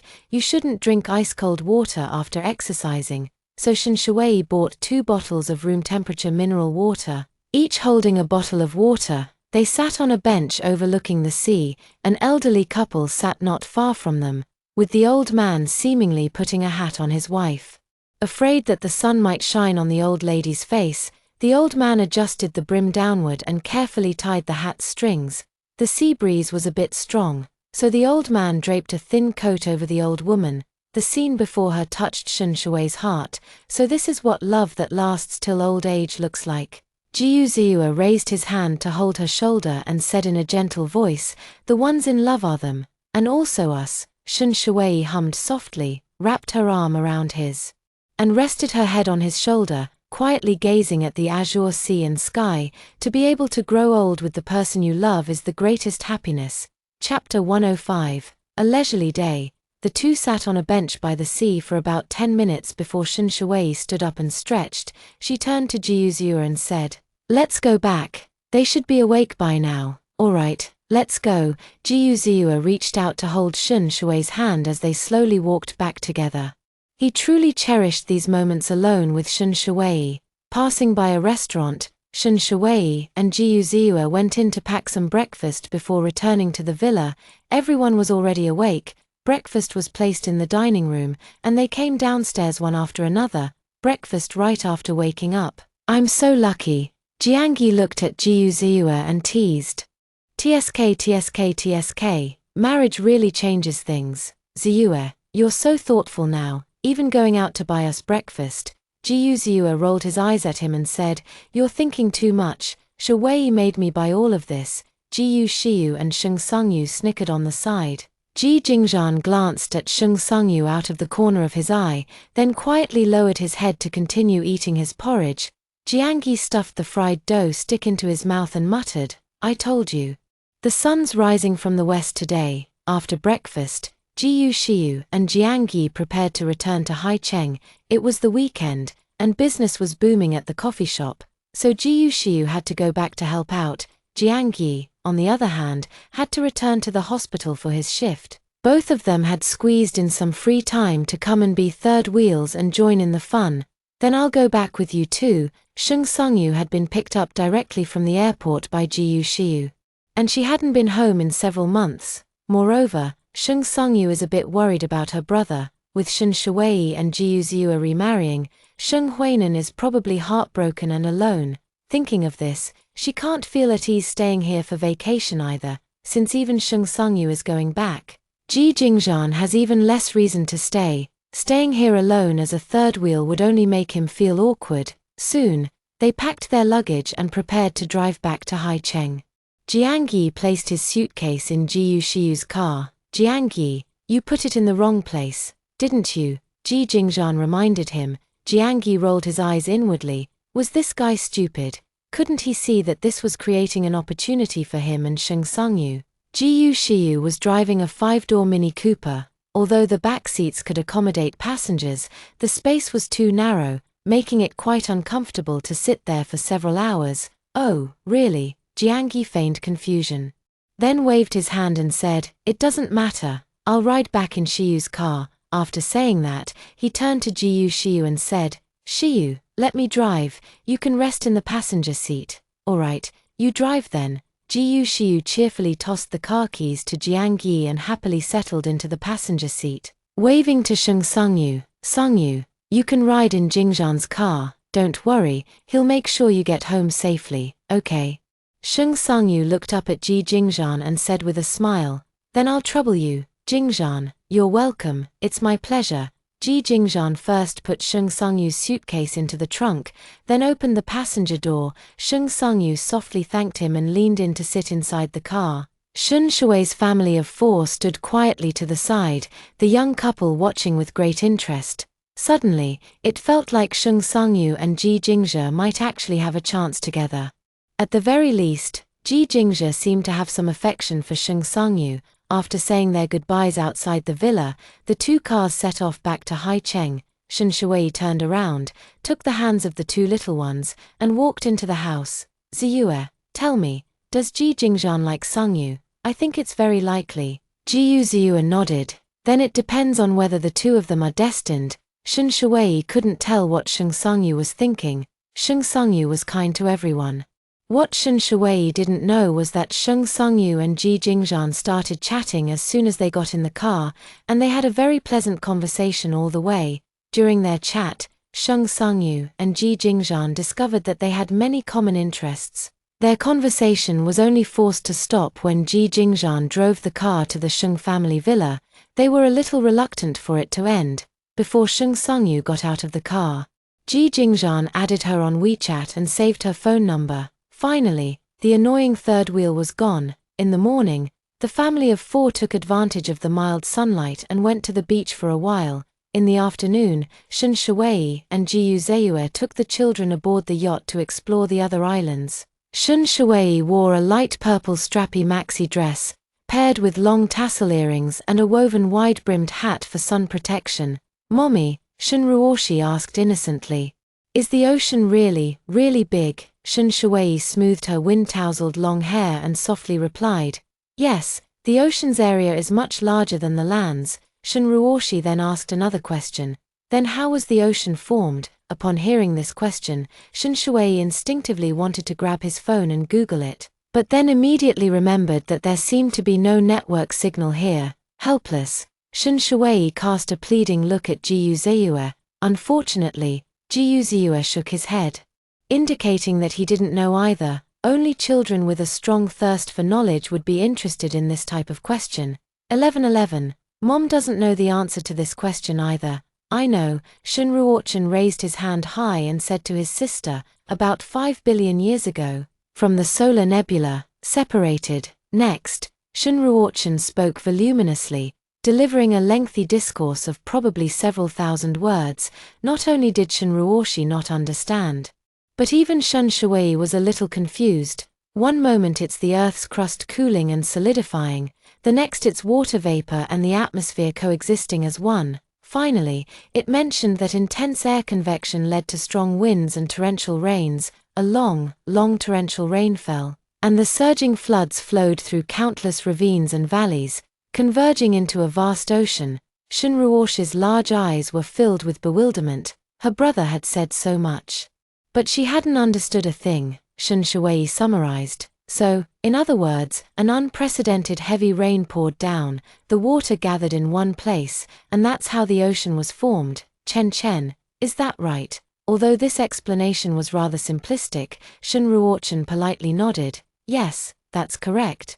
Wow, Big Brother is so amazing, knowing so much. Shunruoshi looked at Shunruochan with admiring eyes. Shunruochan smiled and said, I read it in that book 100,000 Wise Ocean Edition and found it interesting, so I remembered it. Shunruoshi instantly became a curious child, asking her brother a string of questions. Shunruochan patiently answered them one by one. Seeing the siblings chatting happily, Shun Shui sat down next to Jiuzeyue and took a sip from her coffee cup. The family of four leisurely enjoyed their vacation time. Chapter 106. Immersed in affection. In the thick night, several small tables and hand-woven rattan chairs were arranged on the open-air terrace. Shun Shui, still wearing the light purple strapless dress from the day, draped a beige shawl over her shoulders. She slid open the glass door and stepped onto the balcony. Jiuzeyue turned to look at her and asked, Are the children asleep? Yeah. Shun Shui walked over and sat down next to Jiuzeyue. They played all day today, so they fell asleep quickly. Chen and 1111 both had a good time today. Jiuzeyue said softly, If you're not busy, let them play here for another day, and we can go back the day after tomorrow. Shun Shui shook her head helplessly. I'm afraid not. There's a group meeting on Monday that I can't miss. Jiuzeyue nodded slightly. Alright then, no problem. We can always come back anytime. There's a screen on the terrace where we can project movies. They were drinking red wine while watching the movie. The cool, slightly damp sea breeze blew over them, making them feel very comfortable. They were watching an old movie, titled Sleepless in Seattle. Shun Shui chose this movie. She enjoys watching old films. The movie tells the story of a man who, after losing his wife, remains melancholic and immersed in endless sorrow. Arranged by his son, the man found a new soulmate through a radio talk show. The film is consistently imbued with a subtle melancholy, alongside a gentle tenderness. After watching the movie, Shun Shui placed her wine glass on the table and took Jiuzeyue's hand. What if I leave first? I hope you don't grieve for too long. Pick yourself up and find another woman you like. Before she could finish her sentence, her lips were sealed by Jiuzeyue. The kiss was filled with lingering love. After the kiss, Jiuzeyue's thumb gently caressed her fair, tender cheek. With a mix of fondness and heartache, Shui, don't say such things, Jiuzeyue said in a deep voice, whether you're by my side or not, I will only love you in this lifetime. Alright, I won't say any more. Shun Shui held his shoulders and leaned in to kiss him on the lips. Shall we go back to the room and rest? Jiuzeyue's voice was low and husky, with a slightly rising intonation at the end, carrying a captivating laziness. Shun Shui nodded slightly, pursed her lips softly, and replied in a delicate voice, Okay. Jiuzeyue pulled Shun Shui back to their room. With those third wheels gone, the young couple could finally share a room together. Upon entering the room, Shen Shui felt inexplicably nervous when she saw the large bed.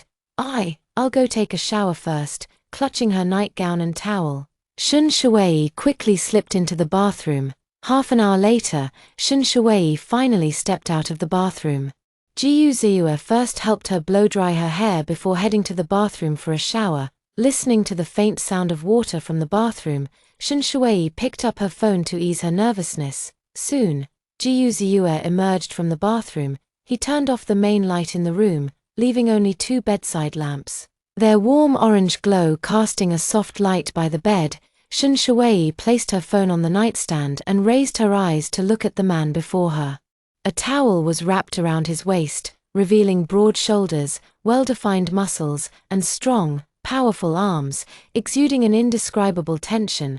All of this entered her line of sight, leaving nothing hidden. Shui, his gaze was fixed on her, with tiny flames flickering in the depths of his eyes. Shen Shui's throat moved slightly as she met his gaze directly, her eyes glistening with moisture.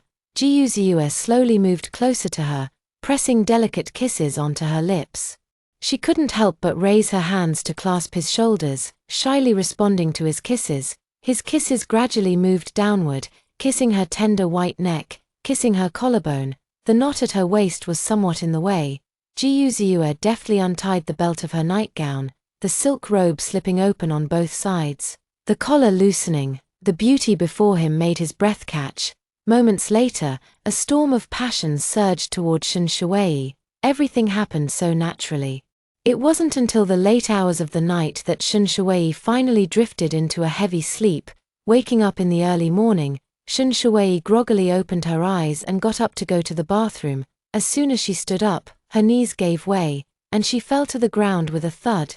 Ji Yuziue heard the noise and immediately opened his eyes, asking in a deep voice, "Shui, how did you fall? You, tell me." Shen Shui gritted her teeth, speaking word by word. She propped herself up, trying to stand by holding onto the edge of the bed. Ji Yuziue then got out of bed, scooped her up in his arms, and carried her into the bathroom. Soon after, he carried her back to bed, holding her as they continued to sleep. Perhaps too exhausted from the night before, Shen Shui quickly fell asleep, lulled by the woody scent of Ji Yuziue. When she woke again, Ji Yuziue was no longer in the room. Shen Shui glanced at her phone and realized she had slept in much longer than expected. It was already nearly 10 o'clock. After a few extra hours of sleep, the fatigue on her body had lessened somewhat, though her waist still felt a bit sore. After washing up and changing clothes, Shen Shui opened the bedroom door and walked downstairs. Shen Ruochen and Shen Ruoshi were sitting quietly on the living room carpet, building with blocks. Ji Yuziue looked up and saw Shen Shui coming downstairs, giving her a smile. "Shui, you're awake, I'll go heat up breakfast for you." With that, he got up and walked to the kitchen, putting the breakfast in the microwave for 2 minutes. Shen Ruochen and Shen Ruoshi sweetly called out, "Mommy Tilda." Shen Shui walked over and asked softly, "Mommy's little darlings, have you had breakfast yet?" "Millimeterham, we have, we're full. Dad bought us kanji and dim sum." The microwave in the kitchen let out a crisp ding as Ji Yuziue took out the breakfast and placed it on the dining table. "Shui, come have breakfast first." Shen Shui remained silent, walked to the dining table, sat down, picked up the chopsticks directly, and started eating breakfast. Ji Yuziue pressed his thin lips together, sitting beside Shen Shui as he whispered in a coaxing tone, "Honey, I was wrong. I'll try to control myself a little more in the future." The memories of last night flooded back, how he had indulged in her, over and over again. Shen Shui felt the familiar ache in her waist returning. She let out a soft hum and said, "You'd better mean it. Or we'll have to sleep in separate rooms." Ji Yuziue nodded and quickly kissed her on the forehead. In the future, there would be plenty of days to spend with Shen Shui, and he could hold her to sleep every night. He really should take her physical condition into account. Last night was truly a bit too wild. But now that he could finally have the woman he had longed for all these years, his rationality instantly crumbled, lost in boundless affection, body and soul, perfectly in harmony. This indescribable feeling left him craving for more, unable to extricate himself. Chapter 107, Qiao Yang confesses his love. After breakfast, Shun Shuwei and Jiyu Ziua went upstairs to pack their luggage. Before long, Jiyu Ziua loaded the luggage into the car, and Shun Shuwei opened the door to let Chen Chen and 1111 get in and settle down. By the time they drove back to the Yu family's home, it was already close to 1 in the afternoon. The two children had fallen asleep in the car. Shun Ruochen was holding the large seashell he had picked up the day before, while Shun Ruoshi clung to her white plush bunny. Shun Shuwei turned her head and called out to the children, "Chen Chen, 1111, we're home." After calling several times in a row, the two little ones slowly opened their eyes and glanced out the car window. Seeing Grandpa Yu standing by the car, Chen Chen and 1111 both smiled. Grandpa Yu opened the rear car door and eagerly lifted the children out of the car.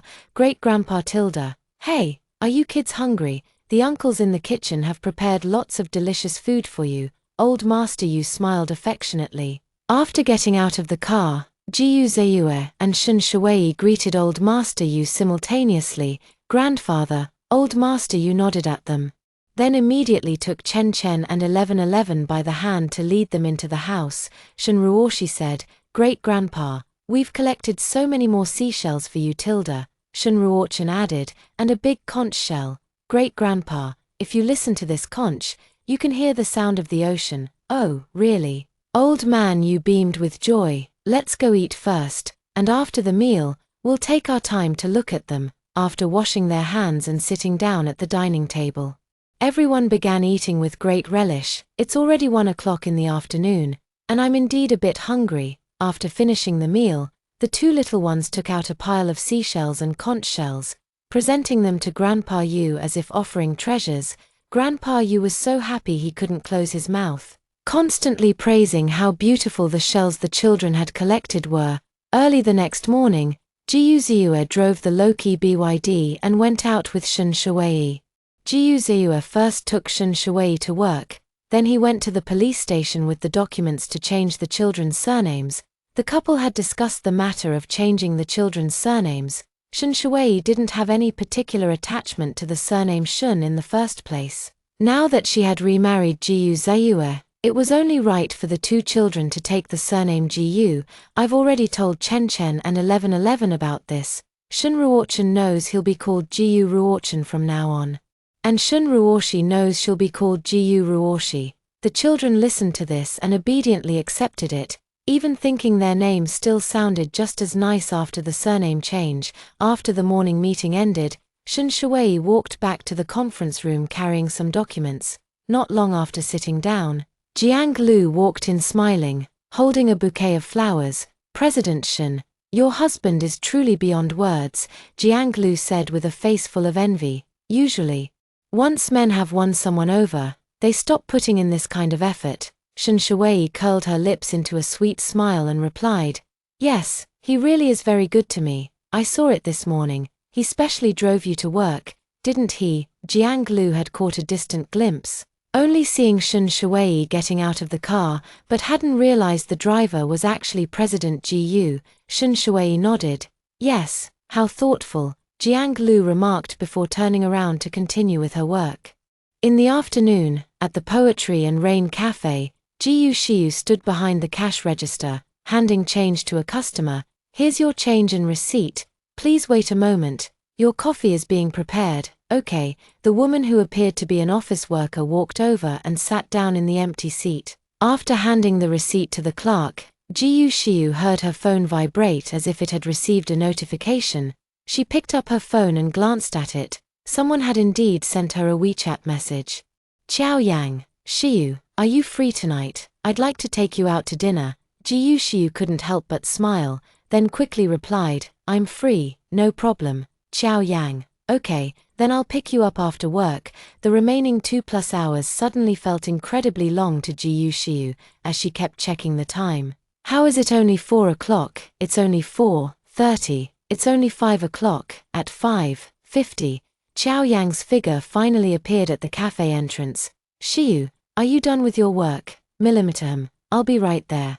Jiyu Shiyu picked up her bag and walked out from behind the counter. After taking a few steps, she turned back to the staff and said, Thank you for your hard work. Remember to check the power and lock up properly when you close tonight. One of the staff members smiled and said, Got it, Sister Shiyu, don't worry. Go enjoy your date Tilda. Jiyu Shiyu's face flushed slightly, but she didn't argue. She walked out with Qiao Yang. Once outside the shop, Qiao Yang opened the passenger door and gestured for Jiyu Shiyu to get in. Jiyu Shiyu got into the car and casually fastened her seatbelt. She looked at Qiao Yang and asked, Aren't we eating nearby? I made a reservation somewhere else, Qiao Yang said as he lightly pressed the accelerator, moving the car forward. Both of them were lost in their own thoughts, making the journey unusually quiet. About 10 minutes later, Qiao Yang and Jiyu Shiyu walked into a stylishly decorated Western restaurant. Qiao Yang had even specially reserved a private room, appearing quite solemn about it. The dining table was covered with a beige tablecloth, set with knives, forks, and plates. Jiyu Shiyu walked in and took a seat at the table. After ordering and the waiter had left, Jiyu Shiyu softly said to Qiao Yang, Actually, we could have just sat in the main dining area. There was no need to specially reserve a private room. Private rooms usually have a minimum spending requirement, with just the two of them. Sitting in a private room wasn't cost-effective at all. Qiao Yang smiled gently. It's all right, don't worry about it. The reason he specifically reserved a private room was because Qiao Yang had something he wanted to say to Jiyu Shiyu. After finishing the meal, Qiao Yang asked the waiter to clear the table and then bring 2 glasses of lemon water.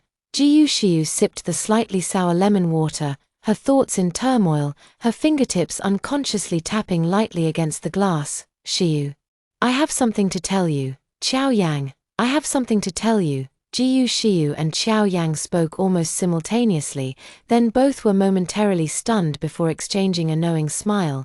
Qiao Yang, you go first. What did you want to say to me? Qiao Yang took a deep breath, clasped his hands together on the dining table, and spoke nervously. Shiyu, I like you. Jiyu Shiyu's eyes widened in genuine surprise. She could sense Qiao Yang's feelings. But she hadn't expected him to confess to her so suddenly tonight. No wonder he specifically reserved a private room for dinner. Qiao Yang continued, Shiyu, after getting to know you, I gradually developed feelings for you. It was the first time I felt this way. Your every smile and frown captivated me.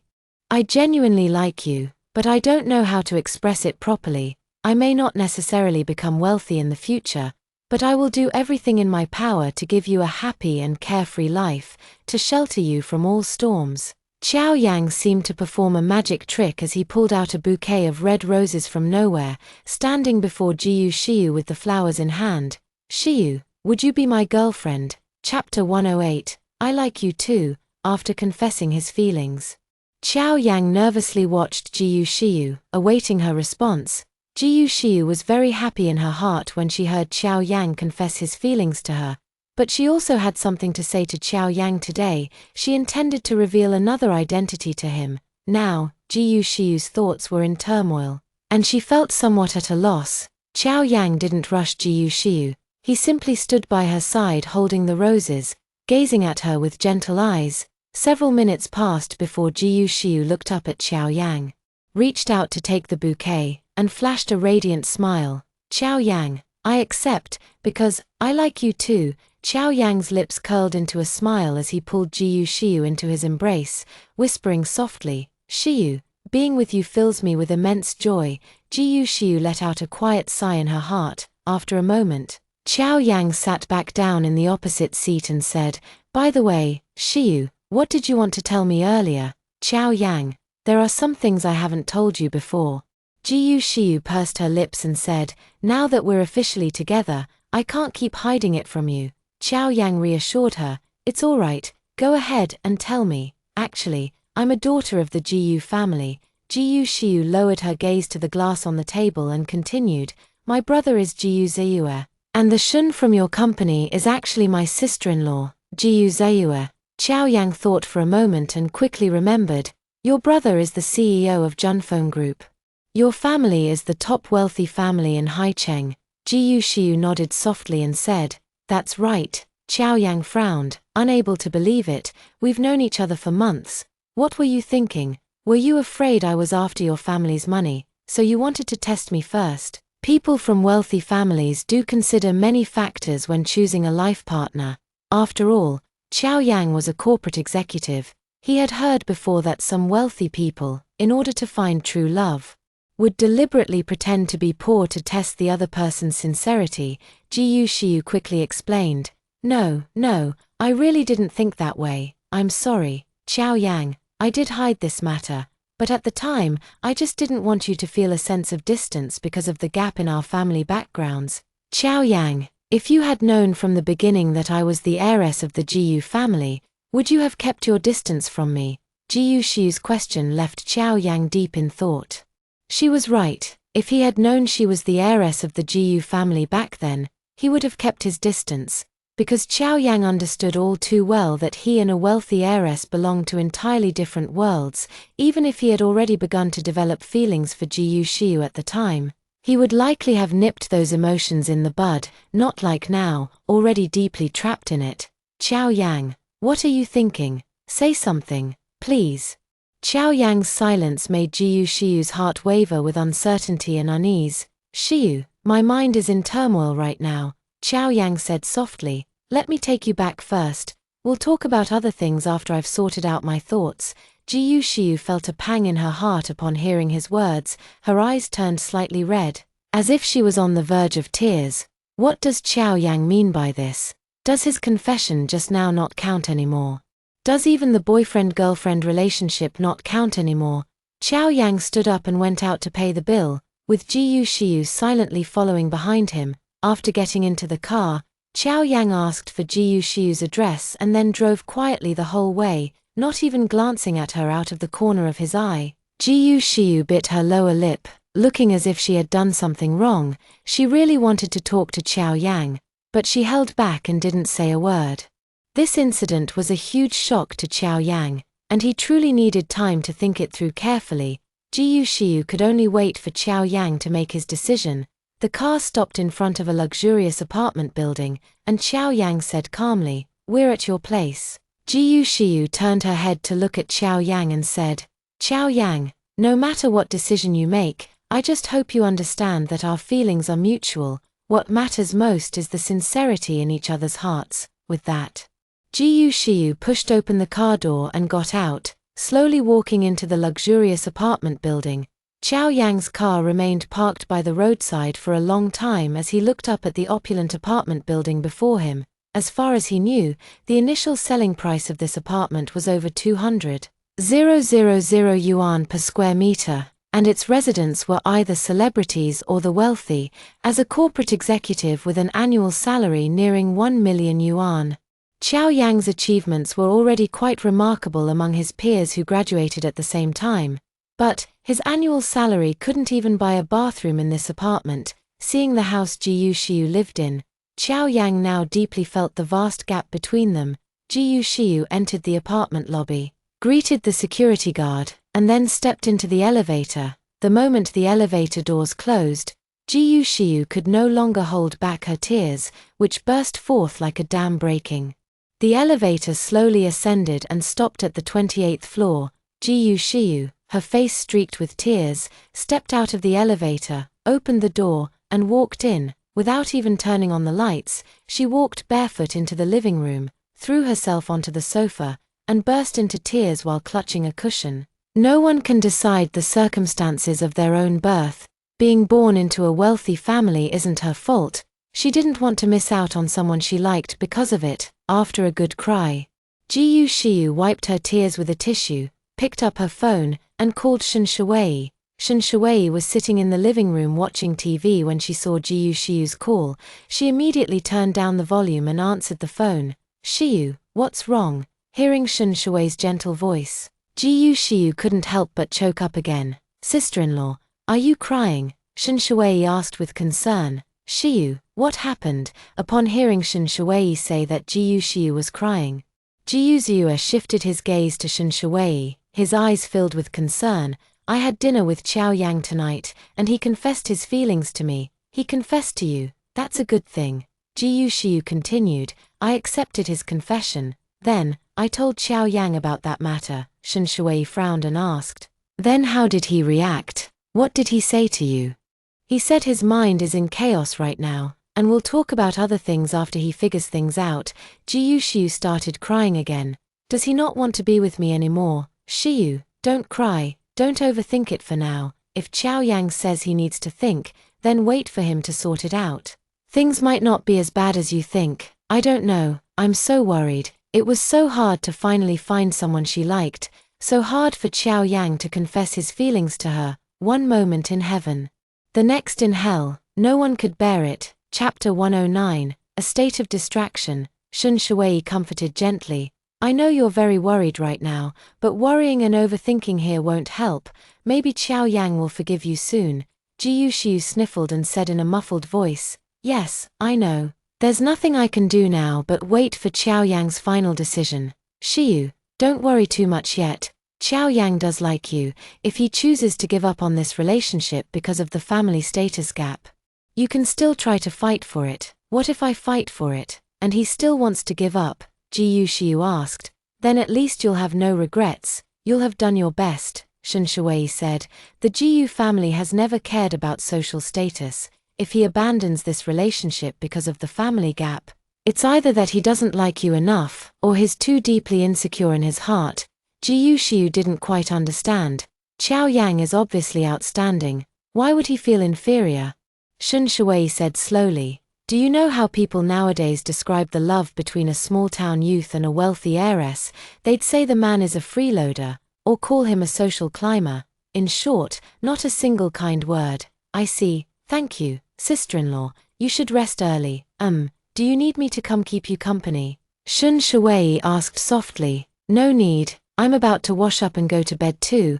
After hanging up the phone, Jiyu Shiyu reached out to turn on the light, stood up from the sofa, and placed the bouquet of red roses Qiao Yang had given her into a vase to keep them fresh. Shun Shuwei placed her phone on the coffee table and let out a soft sigh. Jiyu Ziyue took Shun Shuwei's hand, holding it gently in his palm, and asked quietly, what's wrong with Shiyu? What's going on between her and Qiao Yang? At this point, Shun Shuwei no longer hid anything and directly told Jiyu Ziyue everything that had happened between Jiyu Shiyu and Qiao Yang. After hearing it, Jiyu Ziyue shook his head with a mix of amusement and exasperation. I never thought that one day, the identity of the Jiyu family's heiress would bring Shiyu so much trouble. Indeed, Shun Shuwei nodded gently. Qiao Yang knew before that Shiyu came from a good family, a child who grew up in a military compound. But he never expected that Jiyu Shiyu was actually the eldest daughter of the Jiyu family. Qiao Yang is excellent in every way, if he and Shiyu can make it to the end. I think the elders would absolutely approve, Jiyu Ziyue said. It all depends on what Qiao Yang thinks. Shun Shuwei had been colleagues with Qiao Yang for several months and had a decent understanding of his personality. Qiao Yang was excellent in every aspect, but deep down, he believed that as someone from a small town, he and the wealthy heiress were from two different worlds. The next morning, while having breakfast, Shun Shuwei received a WeChat message. Qiao Yang, good morning.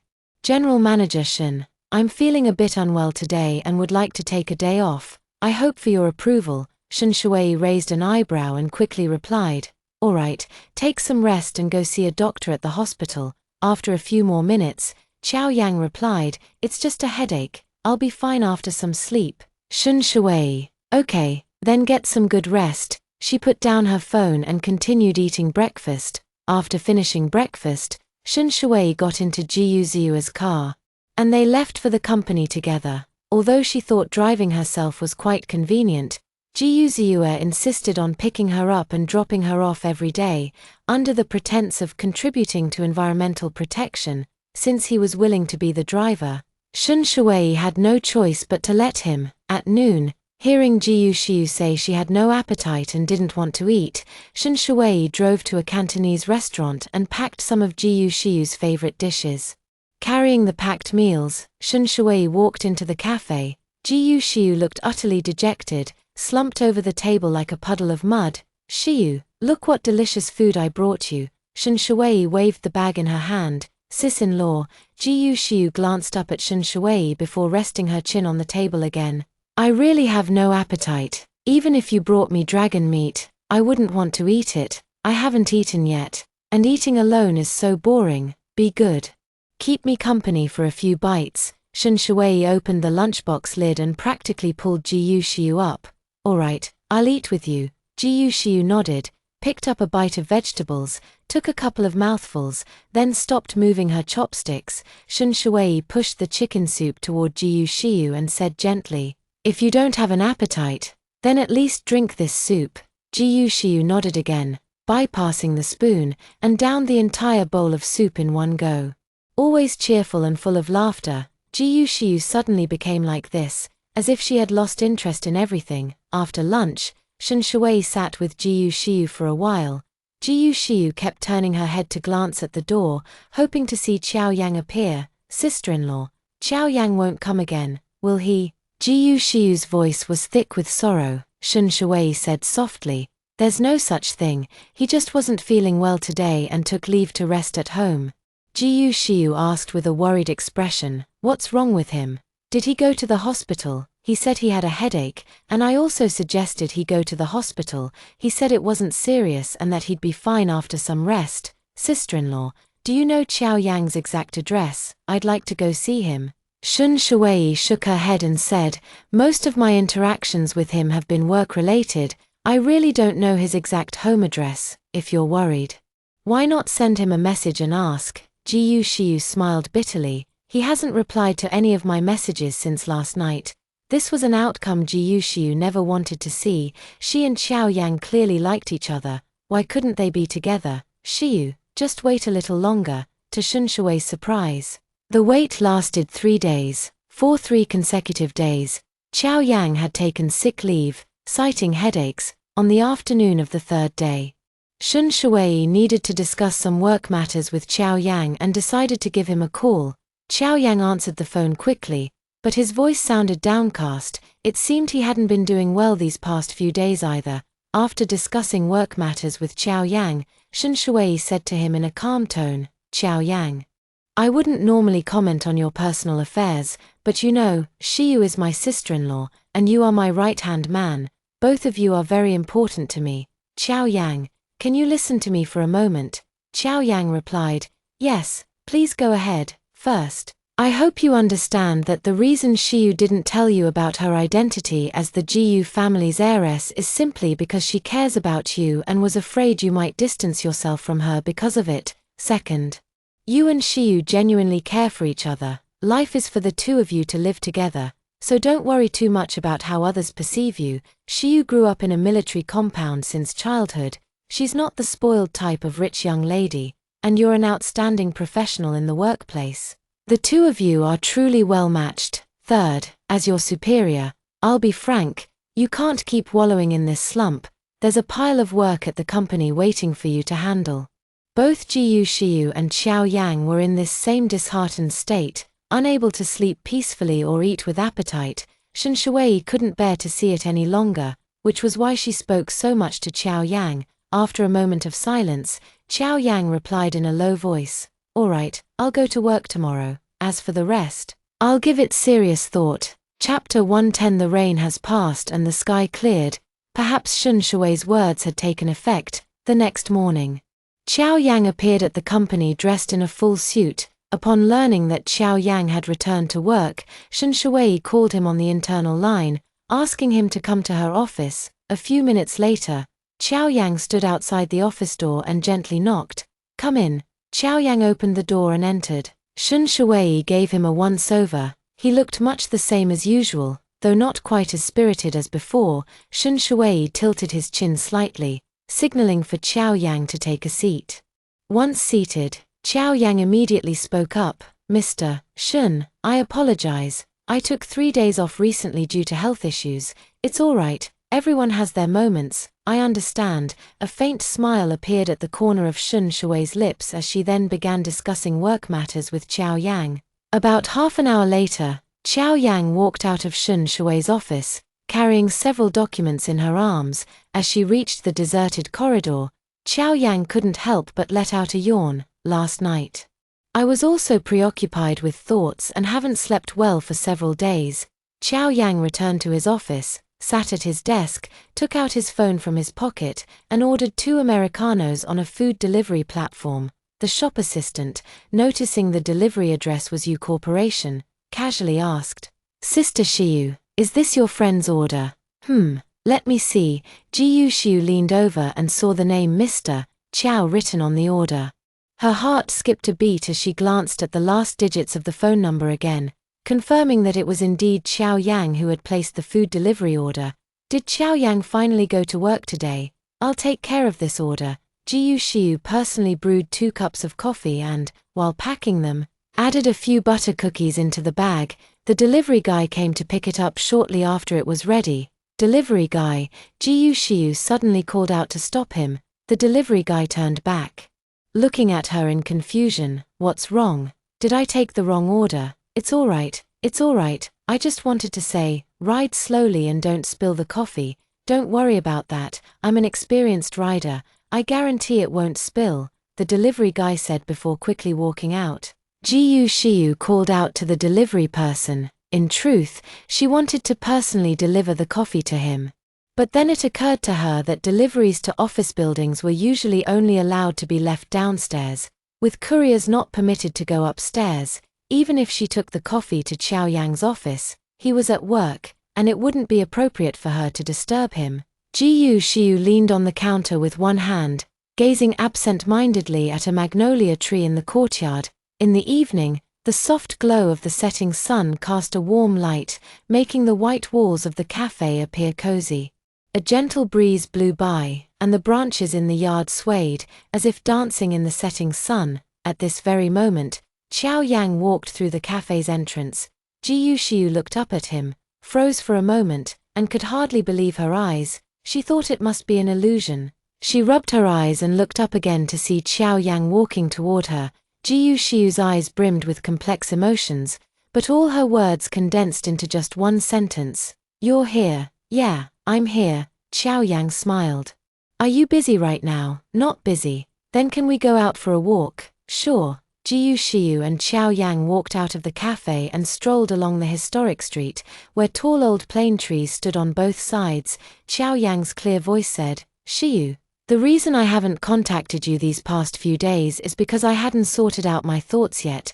Jiyu Shiyu looked up at him and asked softly, "And have you sorted them out now?" "Yes, I have," Xiao Yang blurted out in one breath. "Shiyu, I really like you. No, I should say I've fallen in love with you. Even if our family backgrounds don't match, I still want to be with you. I don't want to be apart from you." Jiyu Shiyu smiled and said, "The issue of family background won't be an obstacle for us. My elders are all very open-minded and don't insist on social status matching.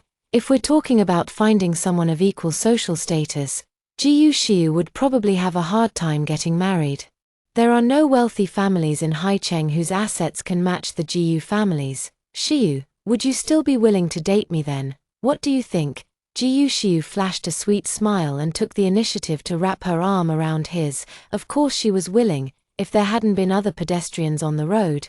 Xiao Yang would have truly wanted to pull Jiyu Shiyu into his arms.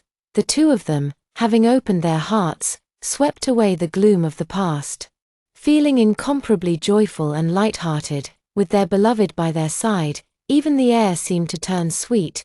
Jiyu Shiyu and Xiao Yang walked hand in hand all the way to the small restaurant at the corner of the street, where they went in for a simple dinner. After dinner, Xiao Yang drove Jiyu Shiyu home, chatting a lot along the way. After getting out of the car, Jiyu Shiyu couldn't help but turn around, blowing Xiao Yang a flying kiss before waving her hand.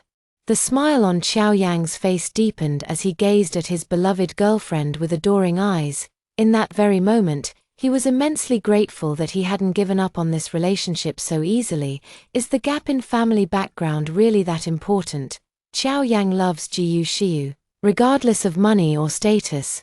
Xiao Yang loves Jiyu Shiyu for who she is, not for her wealth, nor for her identity as the heiress of the Jiyu family. If Jiyu Shiyu became a beggar on the street, he would still joyfully bring her home, love her dearly, and take good care of her. After returning home, Jiyu Shiyu immediately shared the good news with Shun Shuwei and Sheng Sungyu in the WeChat group. "Jiyu Shiyu, Xiao Yang and I are officially dating now." Shun Shuwei saw this WeChat message and quickly replied, "The storm has finally passed, so happy for you both." Sheng Sangyu, screaming, rolling around. I can't stay in this group chat for even one more day. Shen Shuwei, Jiyu Shiyu, Sheng Sangyu, the group is filled with the sour stench of love. Shen Shuwei, ha ha ha tilde you've turned into a little lemon. Jiyu Shiyu, smirking. At 10 p.m., Sheng Sangyu posted a status on her social media. When will it be my turn for sweet love? Did the matchmaker forget about me? A few minutes after posting this status, Sheng Sangyu quickly deleted it. She was just envious of her two friends' relationships. Not desperate to get married, she didn't want to be misunderstood. Many people choose to stay single not because they can't find a partner, but because they refuse to settle for less. Sheng Sangyu belonged to the type of person who refused to settle, despite being single since birth. She still believed that fate would come her way someday. Although Sheng Sangyu quickly deleted the post from her social media, Ji Jingzhan had already seen it. A glimmer of amusement flickered in Ji Jingzhan's eyes as he stood up and headed to the second floor, knocking on the study door. What, you want to take on managing that film company as well? Uncle Ji seemed somewhat surprised upon hearing Ji Jingzhan's words. Ji Jingzhan nodded calmly. Yes, that's right. Why is that? You've never been interested in the entertainment industry before. I've developed an interest now, Ji Jingzhan said earnestly. Dad, you're well aware of how well the projects I'm currently managing are performing. Indeed, whenever Ji Jingzhan sets out to do something, he gives it his all. His operational and managerial skills are beyond question. Uncle could only nod in agreement. All right then. Xingsan Pictures will be handed over to you from now on. After all, the entire group would eventually be managed by his son. Chapter 111 Moving to the Jiyu family old residence. Weekend, Yu family villa. The servants carried a pile of large and small packages out of the villa and loaded them onto the large truck. Shen Shuwei and Jiyu Ziwa had been married for a while now, but continuing to live at the Yu family home with the couple sleeping in separate beds just didn't feel right. So, they had been slowly packing their belongings recently and officially moved into the Jiyu family's ancestral home today. There was no need for special preparations on the Jiyu family's side. Li Peiji had long since made all the arrangements, eagerly anticipating the four of them returning home to live together often. After loading everything onto the truck, it drove off first. Shen Shuwei and her family of four stayed to have lunch with Grandpa Yu. They only got in the car to leave after the elderly man had gone to his room for a nap. This was to avoid making Grandpa Yu too sad. After seeing them off, Shen Rui waved with a smile. Don't worry, I'll take good care of Grandpa. Come back whenever you have time, brother. I'm counting on you to take care of Grandpa. Spend more time talking with him these days. As she spoke, Shen Shui's eyes suddenly welled up with tears. She and the children had moved away, and the spacious villa instantly became very quiet. At this thought, a deep sense of reluctance welled up in her heart. Shen Rui nodded in agreement. All right, I will. I'll come home on time every day after work, and if there's unfinished work, I'll bring it home to complete. Goodbye, Uncle Tilda. The two little ones waved at Shen Rui, bidding him farewell. In one of the bedrooms on the second floor, old Master Yu stood by the window, watching the car drive out of the Yu family villa. Old Master Yu murmured softly, Shue, I hope you'll always be happy from now on. When the family of four arrived at the Jiyu family's old residence, all three elders of the Jiyu family greeted them with smiles, and Jiyu Shiyu was also at home today. The items that were moved have already been placed in their respective rooms according to the names on the boxes. While the daily necessities are being organized by the servants, there are still a few cardboard boxes left in the study, labeled Do Not Touch by Shen Shuwei, so the servants didn't move them.